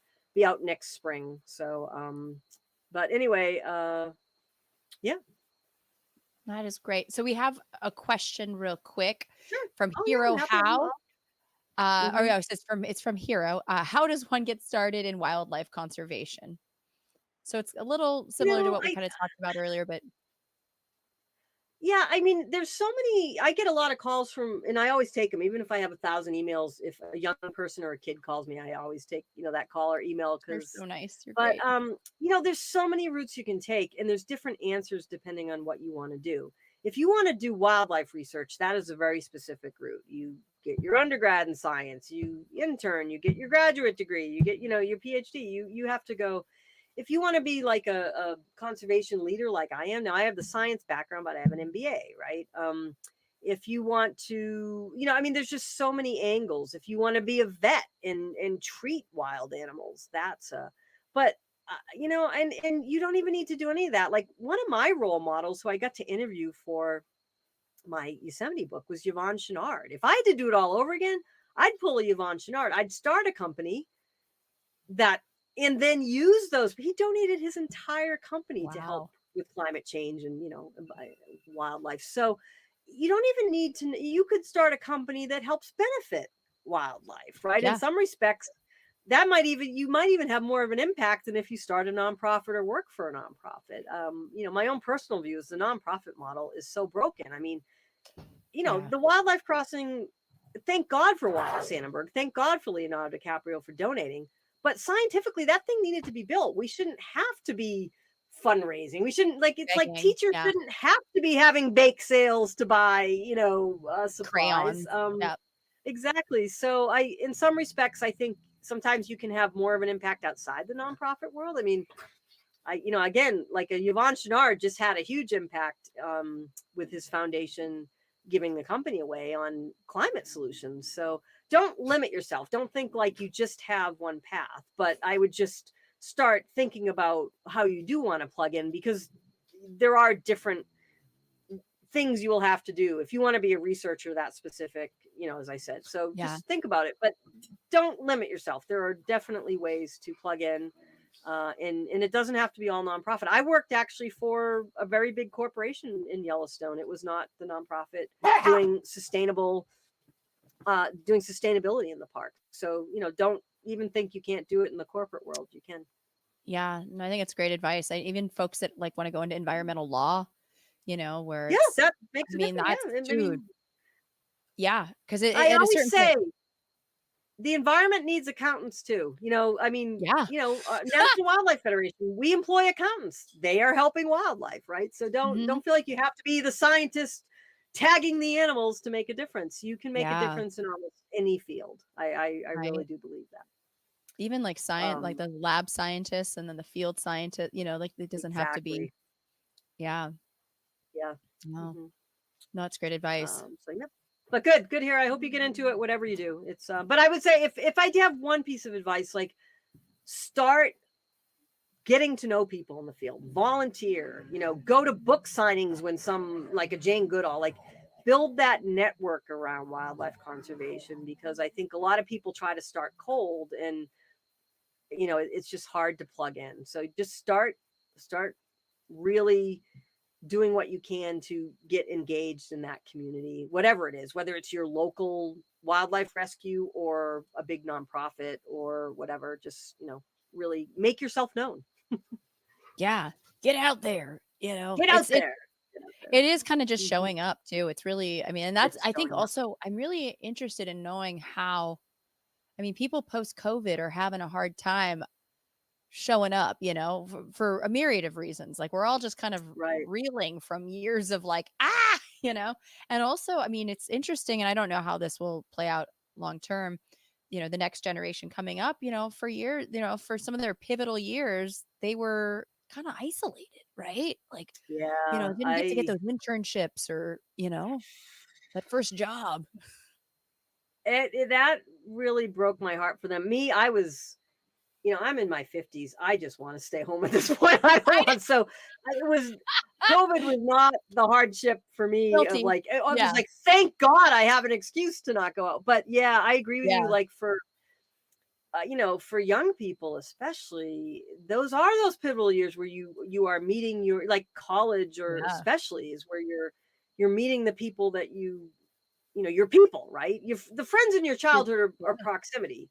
The friends in college are the people in the field you have chosen and stuff. So it's true. And I don't think we've recovered. I don't know that that's necessarily bad, hence like what we're doing, right? No, we need to but be, certainly it's not over. Different. It's certainly different. You know what I mean? Like it definitely has changed the way we show up or don't in ways that I don't know how that's going to play out. It's definitely different. Yeah. Whatever you decide to do, I wish you luck, hero. I agree. You know what? What did Joseph Campbell say? Like, listen, there's no doubt I have to pay the mortgage. I don't come from a wealthy family, so I don't want to say, oh, like, just find your bliss and everything will work out. That's not true. But on the other hand, find something that pays that you love. That's the best thing I can say, because if you want to get rich, the nonprofit world is not for you. And but just plug in, to that point, just plug in a way that you're doing something you love, and that I love my work. I collapse exhausted some nights. I am on the verge of nervous breakdown sometimes. I struggle with sadness and depression, but I love what I'm doing. And I think that's what gets you through, all the challenges, the different challenges we all face, is you at least have that that moral center. Maybe that's a better word. And this is going to be a no-brainer question, or you might surprise me. Oh, we'll Beth see. Pratt, what is your favorite animal? Oh, it's a hard one. It's hard to say favorite. So this You may can do be top cheating. three. Top three? All right, top three, because I'd say my first favorite, my gateway animal was the frog, my backyard frogs. I mean, my mom will tell you, I used to name them all George, and I'd put them in buckets during the day. And then my mom said I would tell her I was releasing them back to their families at night. So there's no doubt the frog was my first love. Like, and then, I guess in adulthood, obviously the mountain lion's going to rank, the pika. But it changes. Like, I mean, I'm in love with butterflies these days. I just think they're some of the most remarkable animals on the planet. But I'd say frog, pika, mountain lion, butterfly, wolf. God, see, it's just too tough. It's just Top 15 crab. animals. See, I'm forgetting horseshoe crab. I'm top 463 animals. yeah, I'd say it's just, they're all, a lot of them are my favorite. But yeah, well, let's just go with frog. You asked for favorite. I think I still love frogs. Yeah. They were the first animal for me that really, had meaning as a little girl. So I'll go with frogs. I'll give you a straight answer. Yeah. No. Well, it's funny. I grew up in Southern California, and we didn't have frogs in my neighborhood. Like, there was no frogs, and I was obsessed with frogs. And anytime I had family near the Sequoia National Park in Three Rivers, my Aunt Susie had this wonderful house up there that I absolutely adored. My cousins, Brett and Heather, and my brother would all just kind of go in the creeks, and I'd try to catch frogs. And then my mom's from Kentucky, and that was where it got real bad, where I'd put them all in a jar, and I'm afraid not all of them survived. I didn't name them all George. I loved the name Brittany as a child. I don't know what was my deal, but it was a big 80s. You know where George comes from was Looney Tunes. Oh, okay. No, Looney Tunes, remember? Yeah. Okay. Yeah. Yeah. Yep. God, So anyway, but frogs frogs are freaking great. I had a frogs pet frog when I was 14. Yeah. They're awesome. Have you had a pet frog? I don't know if I ever had a pet. I mean, I built this, what my mom was referring to, I built this kind of enclosure in my backyard, and I'd put them in there, but I'd always let them go at night. And then one kept coming back. He kept coming back because I built like the frog paradise. He was like, "Woo, I'm in." I haven't had a pet frog. I do have a pet salamander who was a rescue, but what's his name? And I have a bearded dragon. But yeah, I've never had a pet frog. What's your bearded dragon's name? Petey. But yeah, after Petey the dragon. But then year 3, all of a sudden there were eggs in the enclosure. I didn't know much about bearded dragons. It was kind of a rescue too. I saw it at this, and I got this tiny when I got him. Now he's like this big. But I saw eggs in the cage. I'm like, what the hell? And then I looked it up. I'm like, well, I guess Petey's a Patricia, but we're gender fluid in our household. He's still Petey. There we go. So, yeah. Still work. I love that. But yeah. Oh yeah, their bearded dragons are amazing. They're pretty cool. I'll tell you, you don't mess with that guy. My dog's like, he'll just do his hiss thing, and like the dogs back up. Yeah. Oh, good. But he's got a. He's friends with the cat, so the cat, him and the cat are good friends. So. Can you put a small saddle on the cat so Petey can ride top him? Is that possible? Can we do that? I bet we could. That would be pretty funny to watch. Or one of the dogs. You could, he'd probably have more, more heft there. Right. But, actually, oh my God, I did have a pet toad. How could I forget? Wasn't a frog. I used to be on the board of Save the Frogs, and this woman had 3 Western toads that she had raised. She was a teacher, and she had raised them since they were a tadpole, and she used them in her classroom for years, and then she died. And so they were like, "Can you take care of these 3 toads?" And I'm like, "Yeah, what do you got to do?" So I had them for 10 years, and the last one died a couple of years ago. He was 30 years old. 30 Wait, what? years old. That's how long these guys live when they're not preyed And there's on, you know? right. So Well, it's like, yeah, definitely. B-22 lived Oh, a he long was great. time. Yeah. Yeah, he's buried in my front yard. I have a little headstone for him, and yeah, a 30-year-old toad. Isn't that amazing? It's Yep. totally awesome. What was his name? Totally. Sorry.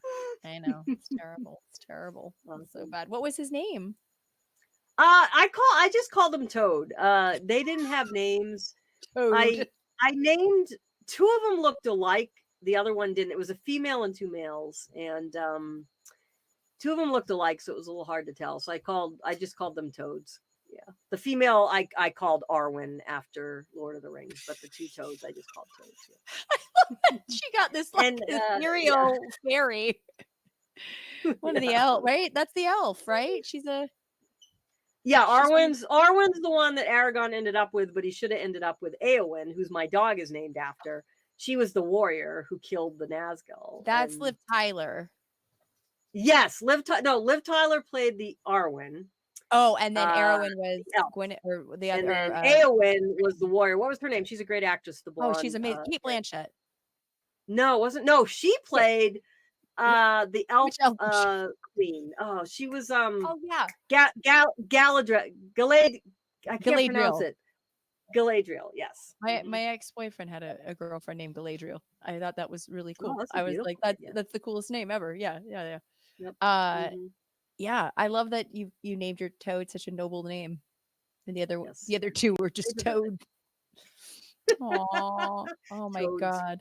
I know. So yeah, I forgot. God, how can I forget the toads? But they weren't frogs. So I guess that was true. But that's a totally different. Again, that was not intentionally supposed to be a toad joke, but yeah, I had a frog named Fergus that I gave. Oh, that's a good name. Yeah, well, this was okay. Let me see if I can do his full name. Ferguson Samuel Andrew Joseph, Frederick Wein Hamann, Monsieur Montfer Devon, Anna has large Shamungas, Jabba the Richard, Frugal, Bonnie and Clyde of the Benjamin clan, Cookie Gazoomtight, never ate yellow snow. Good thing you didn't have to go to Starbucks. I came up with that name when it was such a 14-year-old child, like girl name, to come up with like, I'm going to come up with something that makes no sense. And we just called him Fergus for short. But yeah, it was a sad story because Fergus, I love dearly. And I was giving him a little bath in our sink and I went to go run and answer the phone. And I remember Snow by Informer, that song, Informer. It was a rap song in the early 90s. So, yeah. I just remember vividly that was on the MTV, right? And I ran, I answered the phone, I got off, I went back to go find Fergus missing. He was gone. He was just gone. Knox is very concerned about this. Well, cut to about 9 months later, we're at Christmas dinner, and it came out over Christmas that he had unfortunately fallen down the drain in the little tiny, and he was fat. I'm talking so fat, Beth, like he was a hamburger. No. And like because the bathroom started smelling a few months later, but this knucklehead couldn't put two and two together because I'm 14, whatever. I know, and I've never felt so guilty. I feel like the worst frog mom that ever did live. I know. It wasn't your fault, but well, I'm going to see if there's any more questions that I'm going to release you into the wilderness.